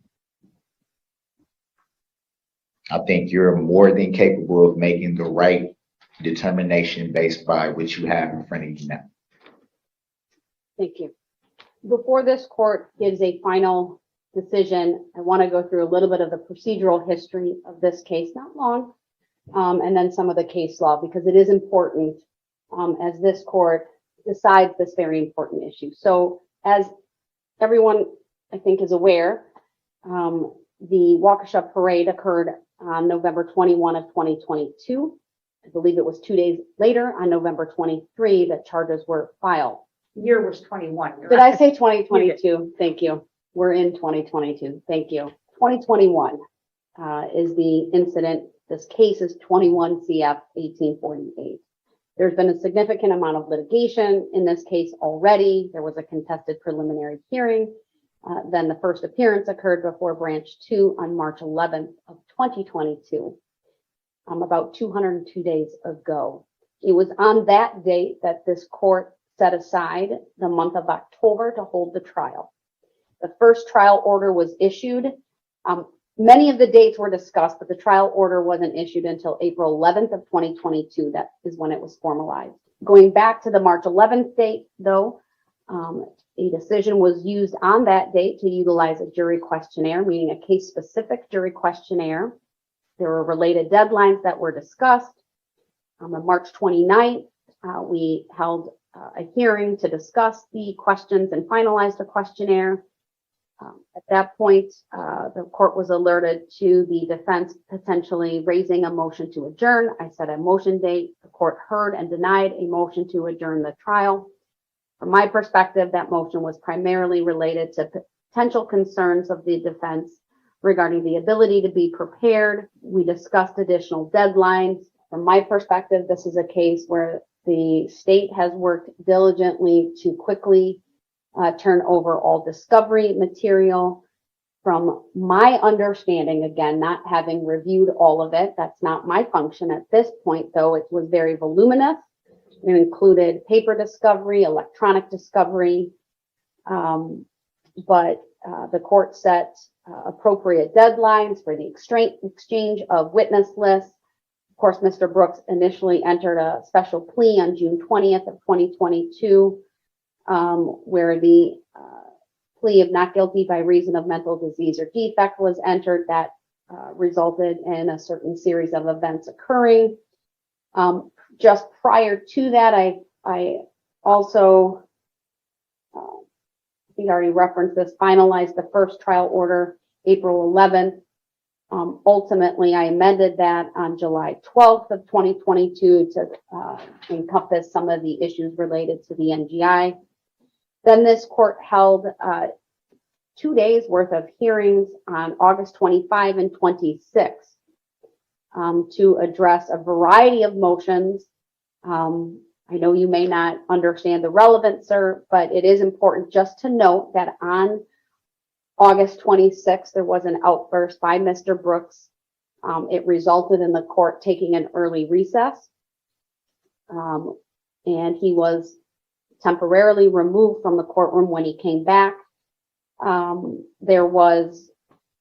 we took a break, I should say, and then there was the outburst that resulted in the removal, but he came back. He was there, I think, for about 2 hours before he requested to leave the proceeding. But I believe the record would fully demonstrate that when I questioned him regarding his desire to leave, he demonstrated an understanding of what he was doing. He answered my questions at that time. He understood, from my perspective, that he was leaving the proceedings. Then the court moved on to September 9th. That was the jury status. On that particular date, the court essentially adjourned the proceedings. Mr. Brooks complained of a tooth abscess. I was able to fit it in with my schedule, and so the jury status was adjourned until September 19th. The jury status was held. We covered a number of issues at that time. The state raised the need or the desire to have the court rule on some additional issues. We set some deadlines for that. At no time prior to the jury status was this court ever advised of Mr. Brooks' desire to represent itself. And then it was on the 21st of September that the motion was filed. Of course, the court set the hearing initially for yesterday. Court started the hearing. Essentially stopped the hearing, provided Mr. Brooks with a number of documents. Those documents are noted in the record, but he was provided with documents 42, 82, 230, 232, 233, 234, 235, 236, 237. There was a circuit court record selected, also provided to him. That's of note because that selected circuit court record also lists all of the charges. The documents that I provided to Mr. Brooks, which I believe the record also bears out, he had previously included the second amended criminal complaint and the information. The documentation also included CR 226. In preparation for the hearing yesterday and today, the court also did not only go through the procedural, look through the court record. I certainly read a number of cases, including in Wisconsin, State versus Klessig. I've already referenced the Rhodes decision. I reviewed that. I reviewed the federal decision of Amani versus Pollard. I reviewed Pickens versus State, Indiana versus Edwards. I reviewed State versus Amani, which was the predecessor to the federal decision in Amani versus Pollard. There's other cases as well, but those are essentially the critical cases for the court's determination. I also reviewed all of the NGI evaluations as well. And my purpose in doing that, a couple of different reasons. Number one, those evaluations were done by licensed professionals, all of which I believe have a PhD after their name. And as part of those evaluations, which were done in July and August of 2022, each examiner did a mental status exam. And in each of the reports, it's noted, frankly, no concerns over Mr. Brooks's mental status. One of the criteria this court needs to look at is whether there is a mental illness that would essentially impair Mr. Brooks's ability to understand what's going on. That is because The federal cases talk about where there is a narrow class of cases in which a defendant may not be competent to represent himself at trial. In that situation, typically would be a severe mental illness to the point where they are not competent to stand trial or to conduct trial, themselves. In this particular case, I have absolutely no indication that Mr. Brooks suffers from a mental illness or mental impairment. I know his mother wrote a letter. I did review it as informational only. She does not use the word, I don't believe she uses the word competent or competency, but she references her concern regarding her son being unstable and her opinion that he is making the wrong decision. I'll get to the case law on that momentarily, but this is where the NGI evaluations are of importance to the court. As I indicated, there are 4 evaluations that are on file. 3 of the 4 doctors all diagnosed Mr. Brooks with a personality disorder. I'm going to quote at length from one of the reports because I think it's important as I make a determination today that Mr. Brooks is competent to represent himself and waive his right to an attorney. Quick I think objection. it also, Mr. Brooks, don't interrupt me. It also helps explain some of the interruptions. That's a rest and- assessment, Your Honor. Not right now. You can ask when I'm done. It also, I believe, I helps. object. Mr. Brooks, let me get through this. It's really important that I make a record and honor your request I understand that. to I don't understand represent why, yourself. I don't understand why. Mr. Brooks, I'm going to explain something- the relevance. So I just don't- stop I don't talking and listen understand- to me. I don't understand why something pertaining to a plea that is not standing anymore has relevancy to the decision that's being made right now, months Stop after. talking and listen because you're going to get the answer. Okay? Okay. I hope so. You got to listen. Your Honor, Yes. I really don't want to interrupt, but while we are still Mr. Brooks's lawyers of record, I would, and I don't know what Your Honor is about to say and read, but I think you said you were about to quote extensively from the reports. It's my understanding that those are confidential unless there's a phase 2 of the trial. And so I don't know if it could be done by allusion, but when I heard you say you were going to quote from them, it did sort of set off warning bells. I understand. because of that. I understand, and I'm mindful of that. The reports are not made public until a phase 2 proceeding. That does not limit this court from relying upon the information in them in evaluating his request to represent himself in this case.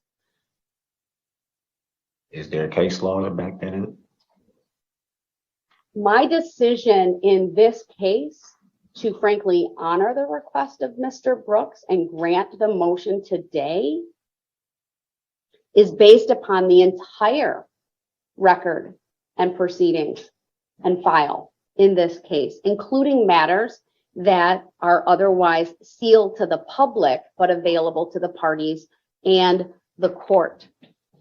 The bottom line is this, and I can, without quoting verbatim, say this. I cannot make a finding based upon the record before me that Mr. Brooks suffers from a major mental illness that would interfere with his ability to represent himself. He may possess some challenges given what I understand about personality disorders, but those have nothing to do with his competence to represent himself. I indicated earlier that all of the doctors did a mental status evaluation. That's important because none of them noted any concerns regarding his ability to understand, regarding his having an unawareness of his surroundings, and things of that nature. They do note in a number of the evaluations regarding his level of cooperation and at times the lack thereof, his refusal to respond to questions sometimes, what I would generally refer to perhaps as some difficulty in interpersonal type communication. However, all of the examiners were able to say something to the effect that it was their opinion that Mr. Brooks reasonably understood with reasonable accuracy why the evaluators were there, the limitations of the confidentiality associated with that even during those evaluations, if he was being difficult, that he was nonetheless able to communicate with them. He was articulate. His remarks were coherent, fluid, at times, though, they were avoidant of questions asked. I would say this, my observations of Mr. Brooks and perception over the course of the proceedings throughout this case is strikingly similar to some of the commentary and observations by the evaluators, including even the angry outbursts that we've seen in court, the avoidance of his responses to questions asked. I object to that because at the end of the day, I understand you, Mr. Brooks, stop. You can object. Your objection is noted. I'm going on. This is one of the expectations that I have is you can object. It will be noted, but you can't keep interrupting. I need to have an accurate record. Okay. So your objection, sir, your objection is from noted. Something that I haven't been privileged to read myself. This is a prime example of some of the difficulty with Mr. Brooks. I don't think you have a PhD, he can be, in my opinion, deliberately disruptive, but nonetheless, he maintains being competent at the most basic level in order to present a defense on his behalf. Object to that. Now, I talked earlier about some of the case law, or at least referenced it, and I want to start with that, or I should say, start my decision, my ultimate decision at this point with the case law. The Sixth Amendment guarantees a mentally competent defendant the right to represent himself in a criminal trial, no matter how foolish that choice may seem. This is a quote from Beretta versus California, found at 422 U.S. 806. The quote is from Imani versus Pollard, and the court in that case went on to say the following: the constitutional right, quote, exists to affirm the dignity and autonomy of the accused and to allow the presentation of what may, at least occasionally, be the accused's best possible defense. That's Imani versus Pollard quoting the McCaskill case.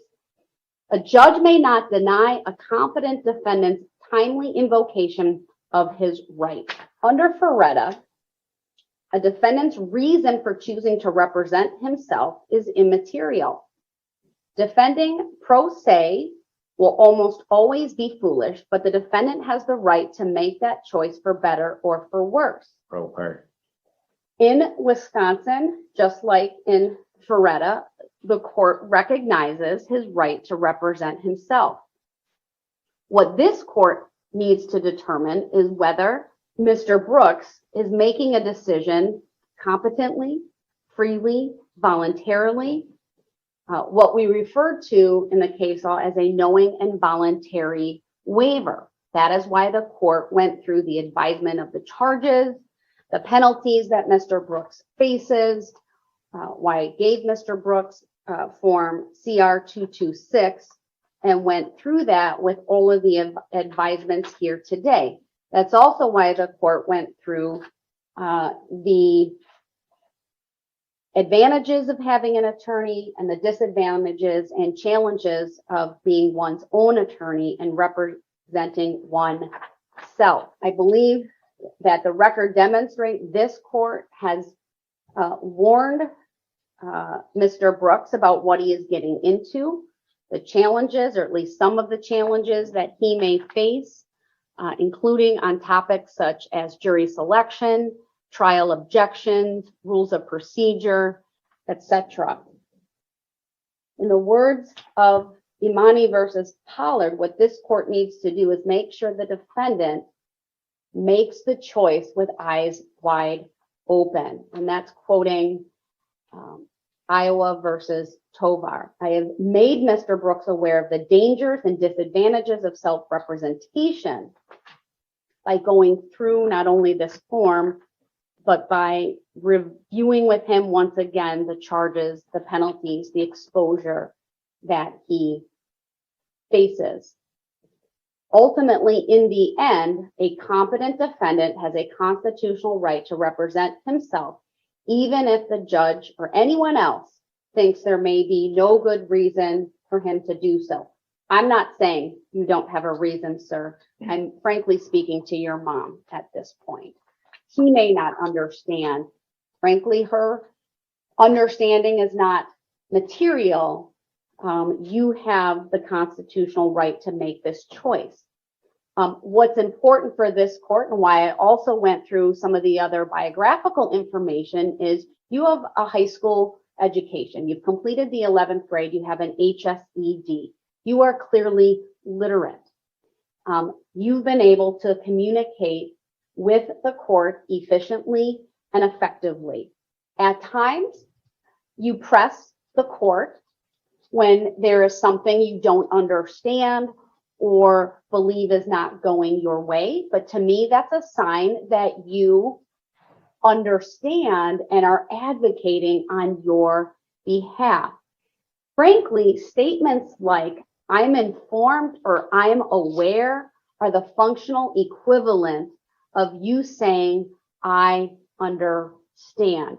I cannot say that this is one of those narrow class of Mr. Brooks. I object, which is my First Amendment right to be able to say what I want. Mr. Brooks, your rights do not involve interrupting me. That's the, I objected. I didn't interrupt. The procedure I interjected. that we will follow. At trial, what's going to happen if you continue to do that is you will be admonished in front of the jury. That's fine. If you continue that. That's fine.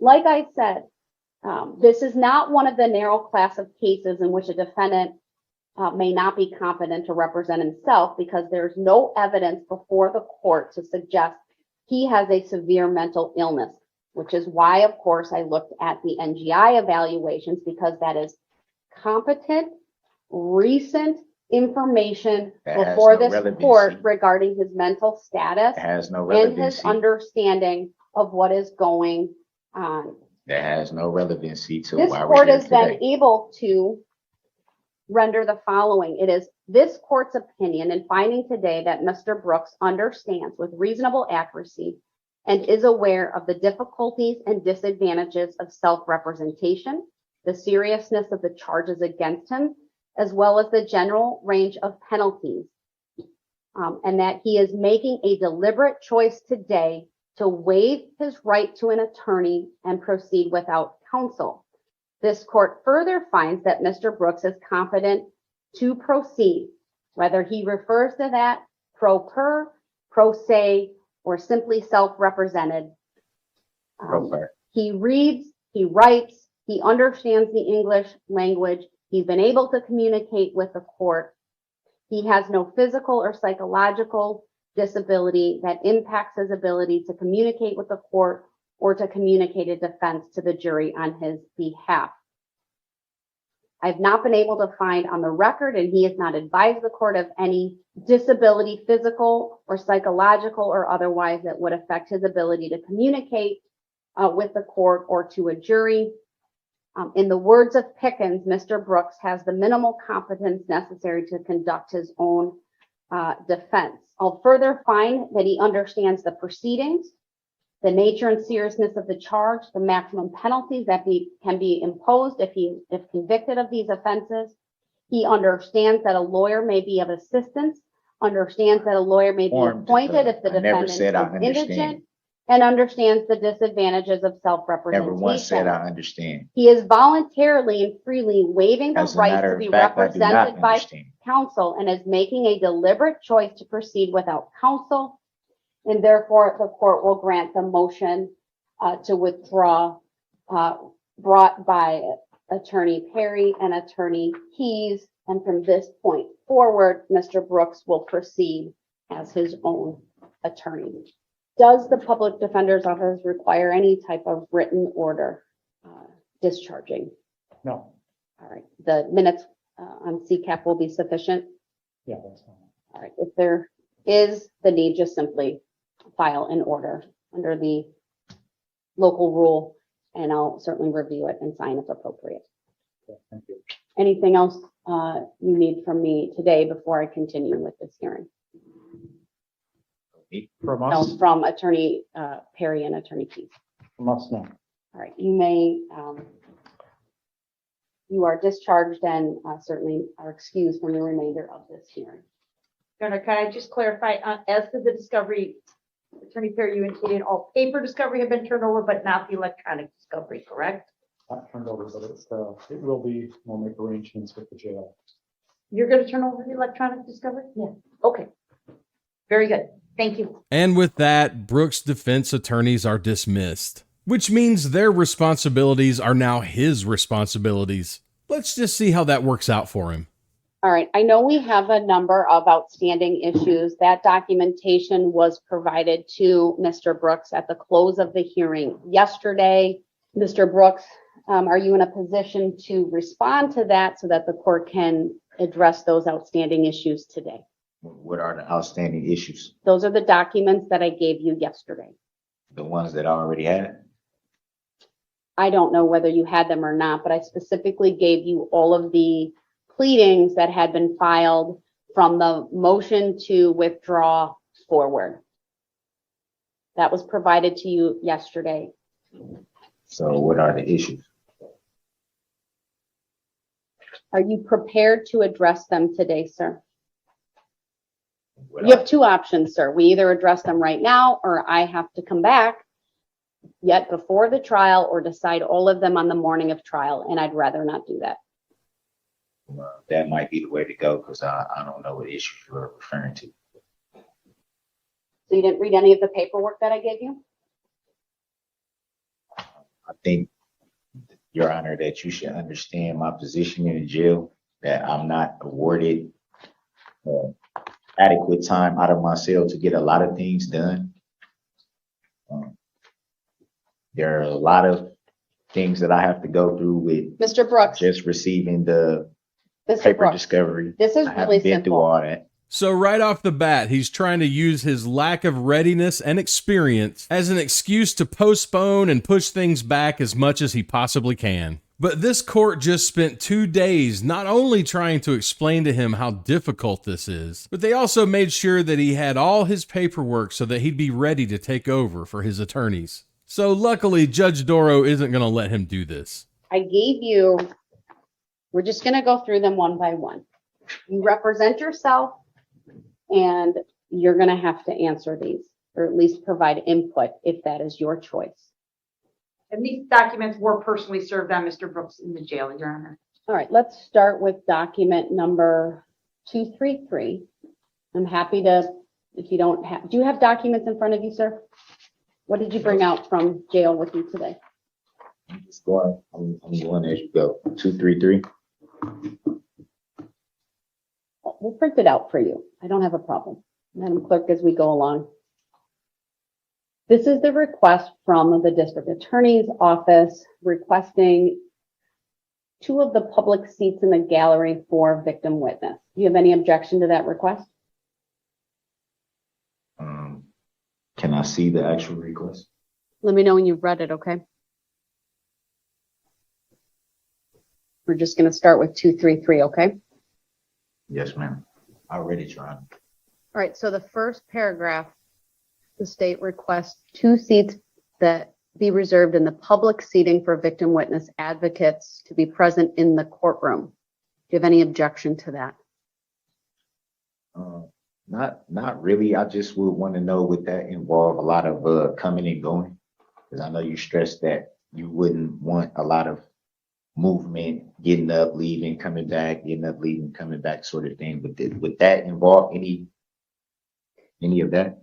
My trial order remains as is, and they would need to abide by that.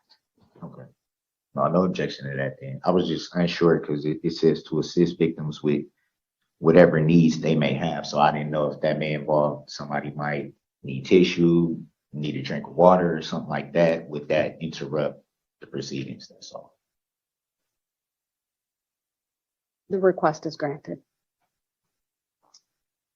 Then as it relates to the request for Spanish interpreter, Mr. Brooks, you should be aware that during the meeting I held with the attorneys yesterday in my jury room, which you were not present at, I advised the state that there's a state form regarding the use of interpreters, that I needed the state to fill that form out as to each request being made, because that form will assist the court in appropriately scheduling the interpreters, or could be one, could be more than one, because part of that form is to tell me what day and what time the interpreter is needed. And so it's my understanding the state's going to work on that.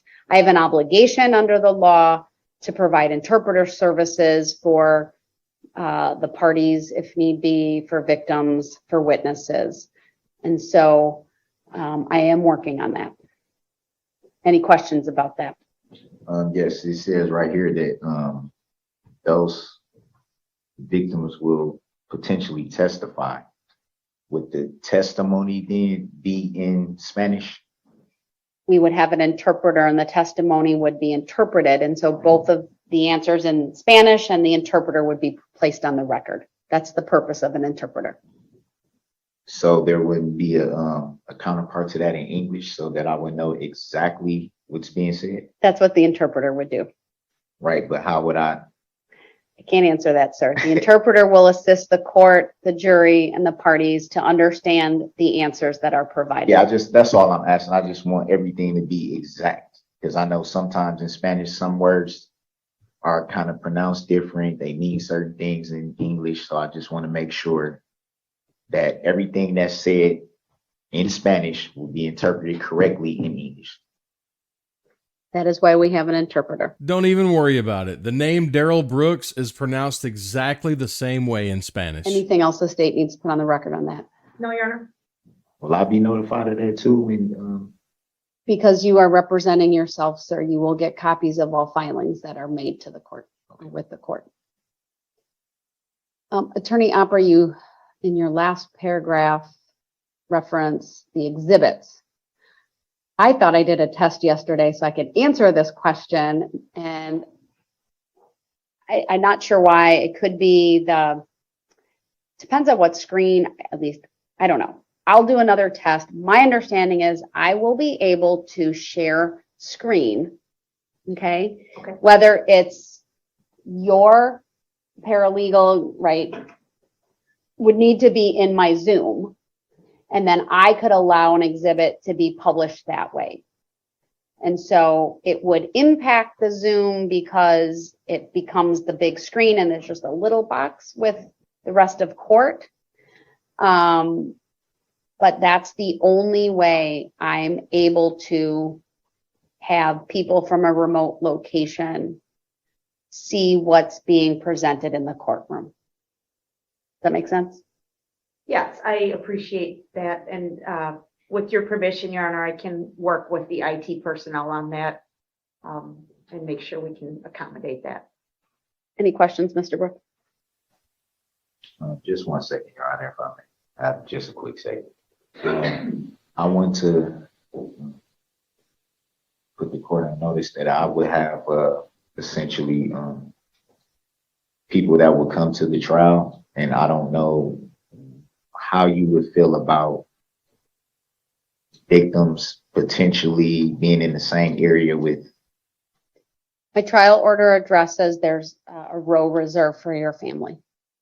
Is it just one row? Because I'm not sure how, I don't Yes. know the exact number of people that will come. I know I have some people that express wanting to come from out of town, which would be. Sir, my trial order was given to you yesterday. It explains, it's the administrative order. It explains what seats will be reserved and for whom, so that I can accommodate the public, the press, the victims, and your family. What I'm asking is there a number? Is it a limit? It's a row. I've reserved a row. So the first row behind you will, I can't tell you the max on that. That's what I'm. Lieutenant, can you tell me, is it 8, 10? Probably 8. So 8 individuals, and I will be live streaming to accommodate, right, the interest in this case. So any other individuals would be able to watch that way. If they were here, they would. I can only have so many people in this courtroom, sir. So So they we'll would have to kind of essentially- wait and see. What I told the state and what I tell you is depending on the interest, I may have to adjust what's in my order, but the order clearly states that if there are open seats available after 15 minutes of the start of the morning and of the afternoon, then other people can fill those in wherever they may be. And let's go to 235. 234 is not, it's a moot point at this point. So 235 is the request to prohibit video recording or photographing of participants. You see that document, sir? Yeah, so one of my questions would be, I have expressed when I did have my attorneys that I would essentially be having my own witness list. And I don't know if that will conflict with the state's list. I don't know if some of the people that I would want to subpoena would be on their list already. I know some of them won't. With that same, I guess, rule or order or whatever apply to those witnesses as well? I don't have a request for that at the moment, so the answer would be no. And can you clarify that for me? I don't have a request before the court at this point to limit showing faces of anyone other than what's in this request. I can't answer what I don't have in front of me. So if you need to make that request, you'll need to do that, but that's not what I'm considering here today. I'm only considering the request that's in this. I'll be making that request. You have to, what I'm going to require you to do, sir, is when you are making requests like that, you can go back to your cell and file an inmate communication form, make those requests in writing, and then tell the COs it needs to get to me, and then it'll get to me, and then it'll get uploaded, and then the state gets a copy of it. Yeah, I'll definitely be doing that. I just wanted And then to. if you have, while we're talking, if there are witnesses that you intend to call, you need to let us know right away. I don't serve subpoenas, right? There are subpoena forms I can have you fill out. It's my understanding the state may assist you if they don't have to, but they may be willing to if those witnesses are also on their list. Is that right, Attorney Opper? Yes, if they are on our list and they've been given notice by us for the trial, we're certainly willing to extend our subpoena to Mr. Brooks. All right, you understand that? Fine. I follow. So if there are other people, then you need to I can't give you legal advice, sir, but I had a trial order that governed the naming of witnesses, right? And there are requirements to require witnesses to come to court and testify on your behalf. You're going to need to figure that out. Shouldn't be too hard. I just wanted to make sure that our witness list wouldn't conflict. I only have the witness list from that your previous attorneys filed. That's all I have. I don't have that, Your Honor. We'll make sure you get a copy of it. All right. So Attorney Opper, I do want a little bit of argument from you on this in terms of, I know the SCR that you have cited. I had hoped I would get not a broad request. I think victims are different than just citizen witnesses. It's a discretionary determination by the court. I need to find cause. I understand this is a case of, it has received a lot of attention. It of course is going to be live streamed and covered by the media, but I need to make a request that it's for cause. So I need to know who those people are. I mean, I'm not going to entertain a blanket rule. I can tell you that much. I'm sorry? I'm not going to entertain a blanket rule. Sure, okay, I understand. And yes, we certainly are proposing that victims are in a much different position than civilian witnesses. And that's because of the Constitution and the statutory right to privacy that is conferred upon them. And in fact, the Supreme Court rule that I relied on says there's a presumption of validity when it specifically involves victims of crimes. So that's what puts them in a whole different category, Your Honor, in our opinion. I don't know how, to my mind, Your Honor, to protect their right to privacy, we would not be doing so by showing their names and faces and voices over the internet or to the media for a crime victim. We attempted to be reasonable in our request. We understand this is not every witness the state will call to the stand. In fact, as I've indicated, police officers, expert witnesses, things like that, we're not making the request. We understand there's an interest in this case for the public, and we appreciate that. And we appreciate that Mr. Brooks has the right to a public trial, and we appreciate the public's right to know. As it relates specifically to citizen witnesses, Your Honor, and I can certainly provide a list of names to the court. I apologize for my failure to do that. This gets a little bit fact intensive because we would argue that really anybody that was at that parade that day was impacted. So you can have a witness to maybe a traffic accident or a shoplifting incident, and they're not personally impacted. In our experience, Your Honor, in speaking with these people, many of them, even those who were not injured, who did not have family members or close friends put in harm's way, saw something that impacted them, and it will be difficult for them to come to court and testify and relive that experience, quite frankly. Many of them requested of us, as we spoke to them, an appreciation if the court would consider, again, given the unique nature of this case, the very disturbing images that are involved for them as they relive this, and the disturbing images that may be projected during their testimony in the form of video or photographs, that there is good cause, Your Honor, to accept our request not to show their faces. We made a distinction, again, trying to be reasonable and understanding the court has to balance a lot of interests here, that for a civilian witness, their voice could be recorded. And I've seen it on other occasions, Your Honor, where the cameraman is simply directed to show the person from the shoulders down or show only their hands or whatever it is. They're very creative and very, very good at that. In my opinion, I've seen that in the past. Their voices can be captured.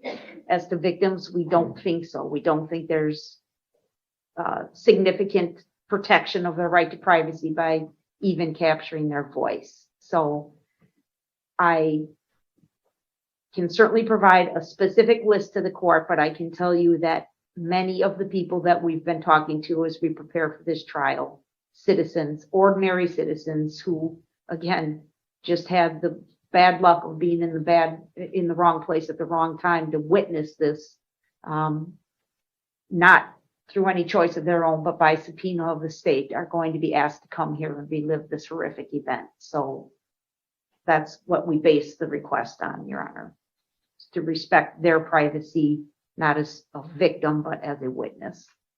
there any case law on this issue, at least the SCR 61.11 I that could you're aware of? find no case law, Your Honor. This is the only authority I could find. Mr. Brooks, do you have any position on the request? I do.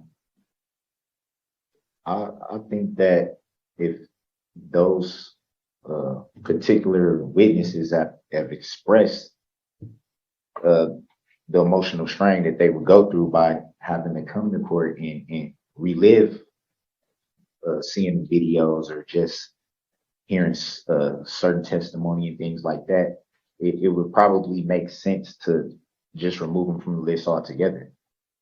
That will cut down on the amount of time spent during the trial, because I'm quite sure there are going to be some long days and some not so long days, but I think why not just remove those people altogether to limit the time and save those people from having to go through that if they've already expressed not wanting to do it in the first place. And as far as I do understand what the state's position on certain people not wanting to be shown their face, not to be filmed. That's understandable, and a lot of what they're saying I agree with. But what I don't agree with is the time that we live in right now, with pretty much everything is at our fingertips, whether by Google, whether by social media or different types of things like that. It wouldn't be that difficult for just the name to be solved, and then somebody somewhere might want to just Google that name and find out information about that particular witness. So I don't think either way is really protecting them from anything. I think if they choose to be a witness in this case, they're pretty much, the public is going to know who they are. So I would think it would be more logical to just remove them off the list altogether. What an impeccable argument, Matlock. The issue of removing people from a witness list is not before the court, Mr. Brooks. The issue is limited to whether I will allow the images of the witnesses to be broadcast on the live stream or by the media. Of course, any witness who testifies in this case will have to do so from the witness stand, which is to my right. This is a public trial. Anyone could come in and see the witnesses, listen to their testimony. All witnesses identify themselves. I think you make a interesting argument about the social media and access to information about people in general. It's pretty astute, Mr. Brooks, because what I don't have on the record before me is really the ability to make a for-cause determination, with perhaps one exception. And that would be for juveniles who are minors. I think juveniles and people under the age of 18 have some added protections. Of course, all victims have the right to privacy under the statute and under the Wisconsin Constitution, but I need to balance all of that with the right to a fair trial, the right of the public to be present, the right of the media, right, the right of the press to cover this trial. I think I balance that with the fact that Mr. Brooks's images and the images of the parties have been on media on sometimes a daily basis. There's been no limitation on what images of him have been put out. This court has been live streaming the proceedings from the beginning. There's a practical consideration that the courts, meaning me, I am utilizing Zoom and the live stream capability. While the media is also present, they are independently filming these proceedings. So I think I need to distinguish between that. The live stream, once it's down, it's down. I fully aware that it's down from the court, I should say, that my order allows people to capture that. And so for all practical purposes, it's probably really no different than what the media is capturing. I said this before, and I think it's a very important consideration. I am live streaming in part to assist victims so that they can view the proceedings, to assist the public and the press, because as everyone I think is well aware, this is not a very large courtroom in terms of the gallery seating. I have 8 benches in this courtroom.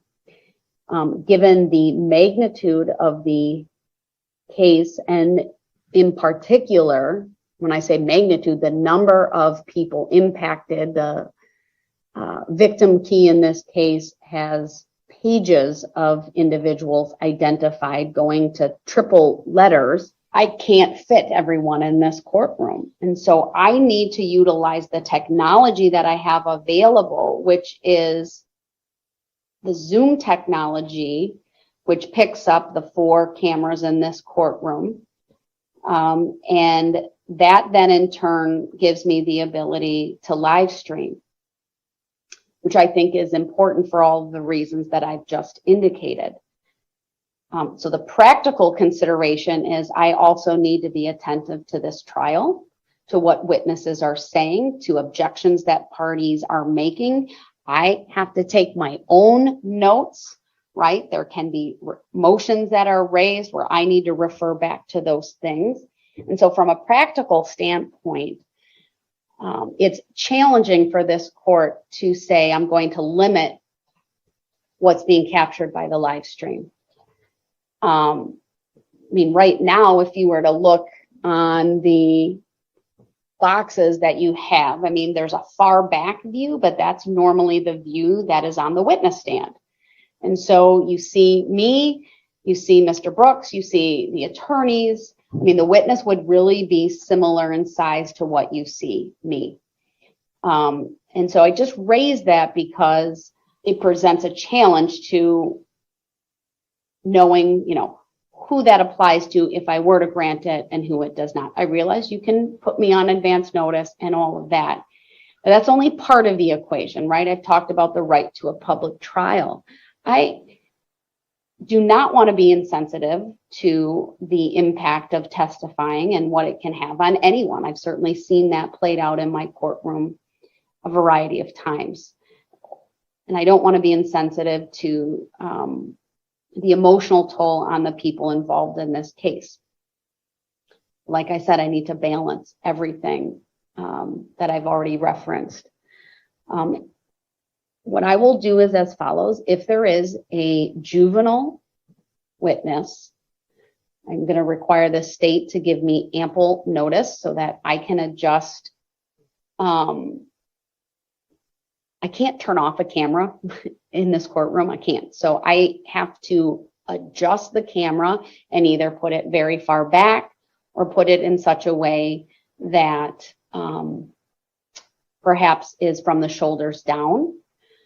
I'm not going to limit audio in any situation. That's important so that people observing this, not the least of which are victims who might be observing from a remote location, even in this building, be able to see and hear the testimony. But I am willing with a juvenile witness to limit and require I guess the court and the media to only capture from the shoulder down.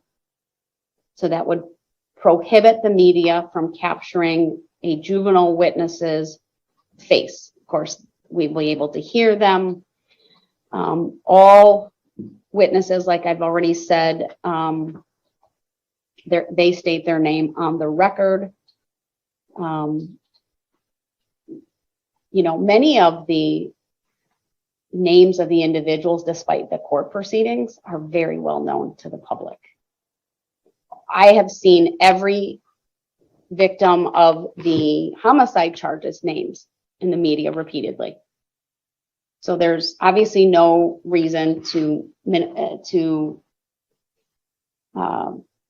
somehow limit coverage of that. That's not exactly what we're talking about, but there's other victims whose stories have been in the paper, whose names that are out there. And like I said, I think if I'm doing my job correctly, I have to do a balancing. How much information is out there? I really don't know. I'm being asked to issue a blanket rule for all victims and all witnesses, and that's just not something this court is willing to do. So like I said, with the exception for a juvenile witness or victim, I think it's appropriate. I understand what the SCR says, but in terms of all other individuals, I'm going to deny the request and find that on balance, the right to a public trial, even the broadcasting of that information is an important part of what goes on. It lends to the transparency of what we're doing in this courtroom. And I think in turn leads to public confidence in what we're doing in this courtroom. So is that ruling, you're not distinguishing between victims and witnesses? I am not. I understand what the SCR says. I understand what the Constitution about the right to privacy, but this is a public trial. And we've done nothing to protect their privacy for victims, Your Honor. Literally nothing. I understand that's my ruling. So I think it's important that this case be public, and it be public in all respects, other than the only limitation will be as to a juvenile witness given their young age.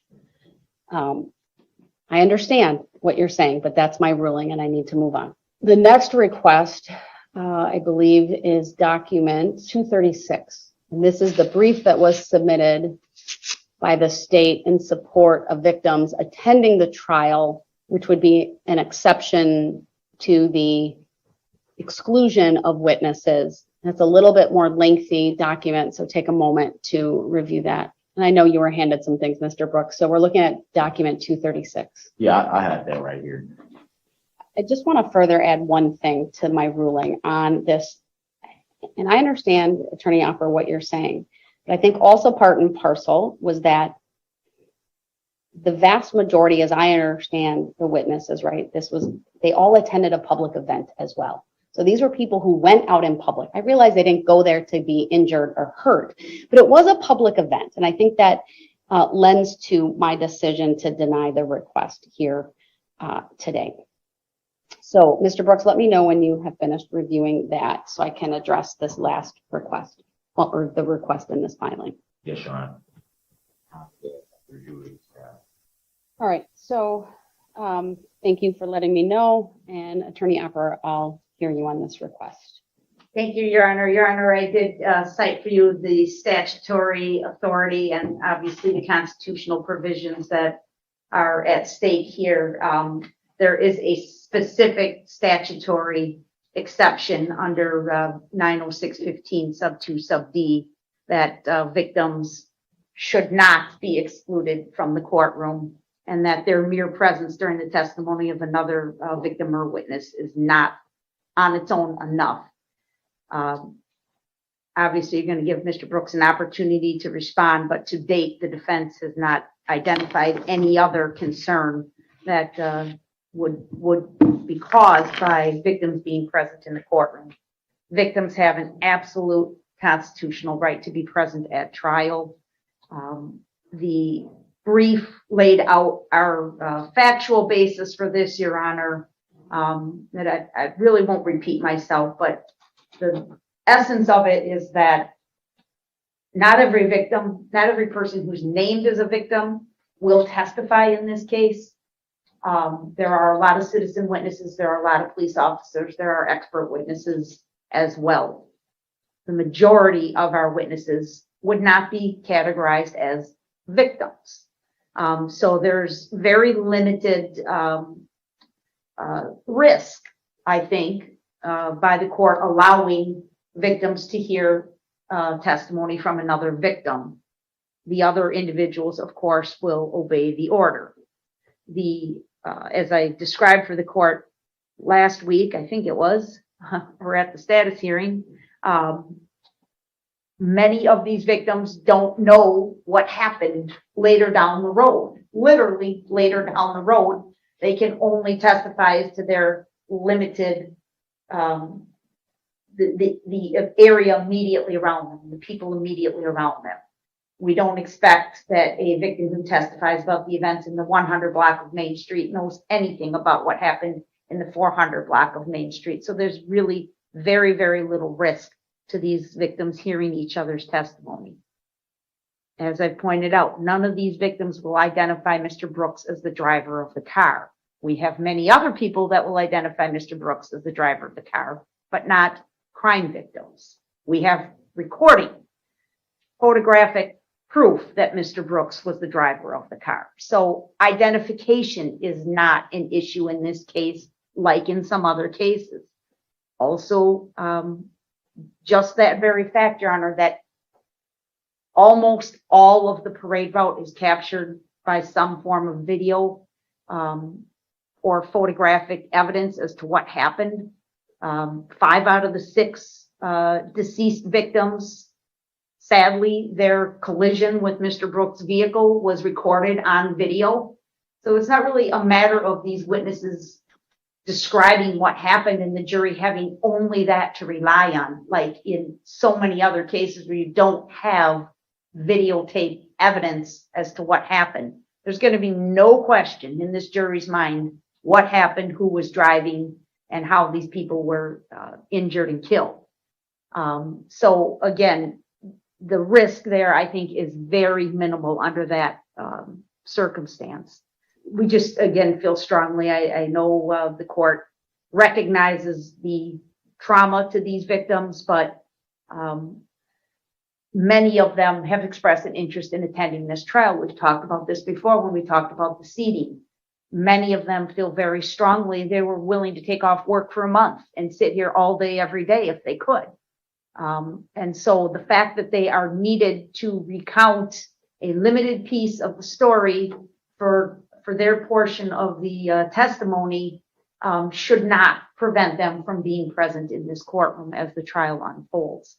We have a very well-designed plan on how to present this trial, or excuse me, this case to the jury in an efficient fashion. But we can't tell the story all at once, right? We need to do that. We need to march down that road. And that's exactly what we intend to do. And so it'll be very unfair to the victims that happen to have been standing or sitting in the 400 block of Main Street that they can't hear all the other testimony prior to that. It will be a much less efficient presentation that we can present. I think it would be extremely confusing to the jury if that happens, Your Honor. So mostly because of their constitutional right to attend trial, we believe, and the strong statutory authority. I could find no case law published on this point. And I don't mean to be disrespectful, but I really think it's just that obvious. The statute says victims are not part of this exclusion order. They are an exception.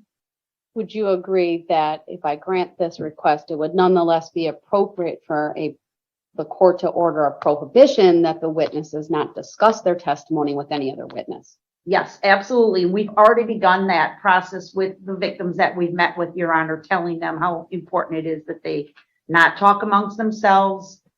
That order we certainly understand and would respect and would enforce. Thank you. Mr. Brooks, do you have a position on the request? Yes, I do. Your Honor, I think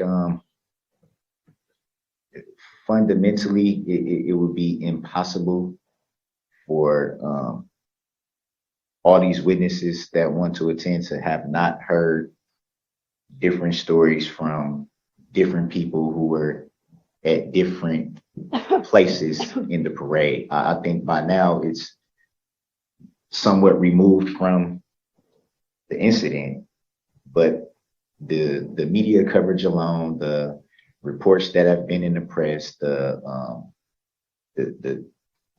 some of the witnesses aren't even in campaign ads for elections that are coming up. I think it's pretty logical that a lot of these victims have heard a lot of, if probably not the majority of everybody's story. I do agree with the fact that you make that very clear that it is public. They certainly should have a right to be here, and you also made it clear that there is a live stream available as well. You also made it clear that everybody is not going to be able to fit in the courtroom, no matter how much they want to attend the trial or not. The live stream is available for them. I just think I wouldn't go as far as to say it will be confusing to the jury, but it will be issues, I believe. What if some of these witnesses are some of the witnesses that gave statements, and something that comes up in somebody else's testimony might not spark something in them and say, oh, I forgot to say that. And then now that becomes a discussion, which I don't think anybody would not have had a discussion amongst themselves about what they have heard to this point and what they will hear. I'm quite sure it'll be a lot of breaks during the trial. I think it would virtually be impossible for somebody not to have a statement, or to make a statement, or for somebody to overhear something that may want to be brought to the attention of the state, or victim advocate, or something like that, that may find its way into testimony that probably wouldn't have been there from the beginning. So I think I would agree with, when they were my attorneys, with they what they filed. So do you agree or disagree with the request from the state? I disagree. You object? I object, sorry. No, I asked you the first way, so that's okay. All right, thank you. This situation and this request is a little bit different than even the previous one, where all I was being asked to rely upon was primarily an SCR provision, and the constitutional and statutory provisions would need to be interpreted to include the request that was being made. This is very different. There's a specific statutory provision and a constitutional provision regarding the right of a victim to attend all proceedings, including trial. And there's a clear language in the statute in 906:15 that says the presence of a victim during the testimony of other witnesses may not itself be a basis for a finding that exclusion of the victim is necessary to provide a fair trial for the defendant. This request I am going to grant that the state is making, and that is because I have the ability and will order that all witnesses not discuss their testimony with any other witness. And that's a general rule that's really in place in any case. And it will bind these witnesses until they're released from their subpoena. Meaning, if you have two witnesses who are from the same family, for example, and they testify, one in the morning, one in the afternoon, and they're done testifying at that point, I mean, obviously then it's not as important that they follow this, and I would relieve them of that obligation. But the bottom line is this: the victims can attend, but they can't discuss their testimony with any other victims or witnesses until after they have testified. The prohibition would nonetheless apply they can't also discuss their testimony with someone who hasn't already testified. Attorney Opper, would you be satisfied with the phrasing that they just not discuss their testimony with another witness? Yes. Okay, and you'll advise all of your witnesses of this requirement and this prohibition? Yes, absolutely. As I said, we've done that orally, and we plan to give them something in writing to reinforce that. All right. Thank you. So, Mr. Brooks, I need you to be aware that if you want me to address a request that your attorneys have previously filed, you need to specifically tell me. And there are some outstanding requests, or at least requests that they made. One was regarding, it was filed on September 26th. It's document number 232. I'm not looking for an answer today. It's a little bit lengthier. It has to do with the jury questionnaires and whether individual voir dire should be done. What I will tell you, sir, is that I am working with the clerk of court's office so that for each day of jury selection, you are given a binder for use in court only of the jury questionnaires, so that you can know about the individuals who are appearing in the jury box for jury selection. Does that make sense? Yes, ma'am. So I don't expect you to be able to answer that right now, but we'll make sure you have that document. But I think what's fairly easy to address right now would be the questions that your attorney or question your attorneys ask this court to ask during the jury selection process. And that's also in that document. The question, is in that letter. From my perspective, I'm assuming the state, and I don't want to jump the gun here, but I'm assuming you might not object to that. It's on the political ads. Yeah, no objection. So take a look at that. My inclination will be to ask at least some form of a question or questions related to whether any of the jurors who are coming in for jury selection have been exposed to the political advertisements, and whether because of that, they have formed an opinion about your guilt or innocence.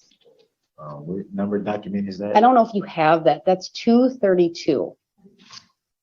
Yeah, we'll print that off for you. But frankly, I think it's important. And so I'm going to ask questions related to that during the jury selection process. The other part of that letter, though, you need to review and let me know if you're asking that I question individuals that are identified in this letter. Does that make sense? It'll make more sense when you get the document, I'm sure. Thank The you. bottom line is, sirs, generally speaking, I'm not required to incorporate all the filings from your attorneys because you have now discharged them and you're representing yourself. So you need to specifically tell me if there's any filings that are outstanding that you believe should be raised. The bottom line is you're now your attorney, and I don't want to make assumptions that you want me to address issues. Does that make sense? Yes, ma'am. Okay. What was and then the document from the state, tell me that document number. 237. I'm sorry, what is it? 237, I believe. Okay. Do you have that document, sir? Yes, Your Honor. 237. Yes. So have you been able to read that question that their state is asking that I asked during jury selection? Yeah, I've read it, Your Honor. Any objection to the court asking that question during jury selection? No. And you know, just to clarify, was that question was, I recall. okay, It's actually the supplemental questionnaire, not questionnaire, but there's like 3 or 4 questions I'm going to give to the jurors as they come in and check in on Monday. So it'll be the first 105. One of the questions is going to be something to the effect of, please review your questionnaire. Are there any answers? Upon review, are there any answers that you would change here today? So that, and then that information is going to be given to you before they ever come in the courtroom. And one of the questions we are going to also put on there is this question that we're just seeing. I have a question, Your Honor, about the questionnaires. If I had certain questions that weren't in there that I think may be relevant, is that a possibility to get them in there? Not the questionnaire, but during the jury selection process. I'm trying to avoid real specific questions in the supplement, other than if I think it might identify someone who might have a bias or a prejudice or otherwise not be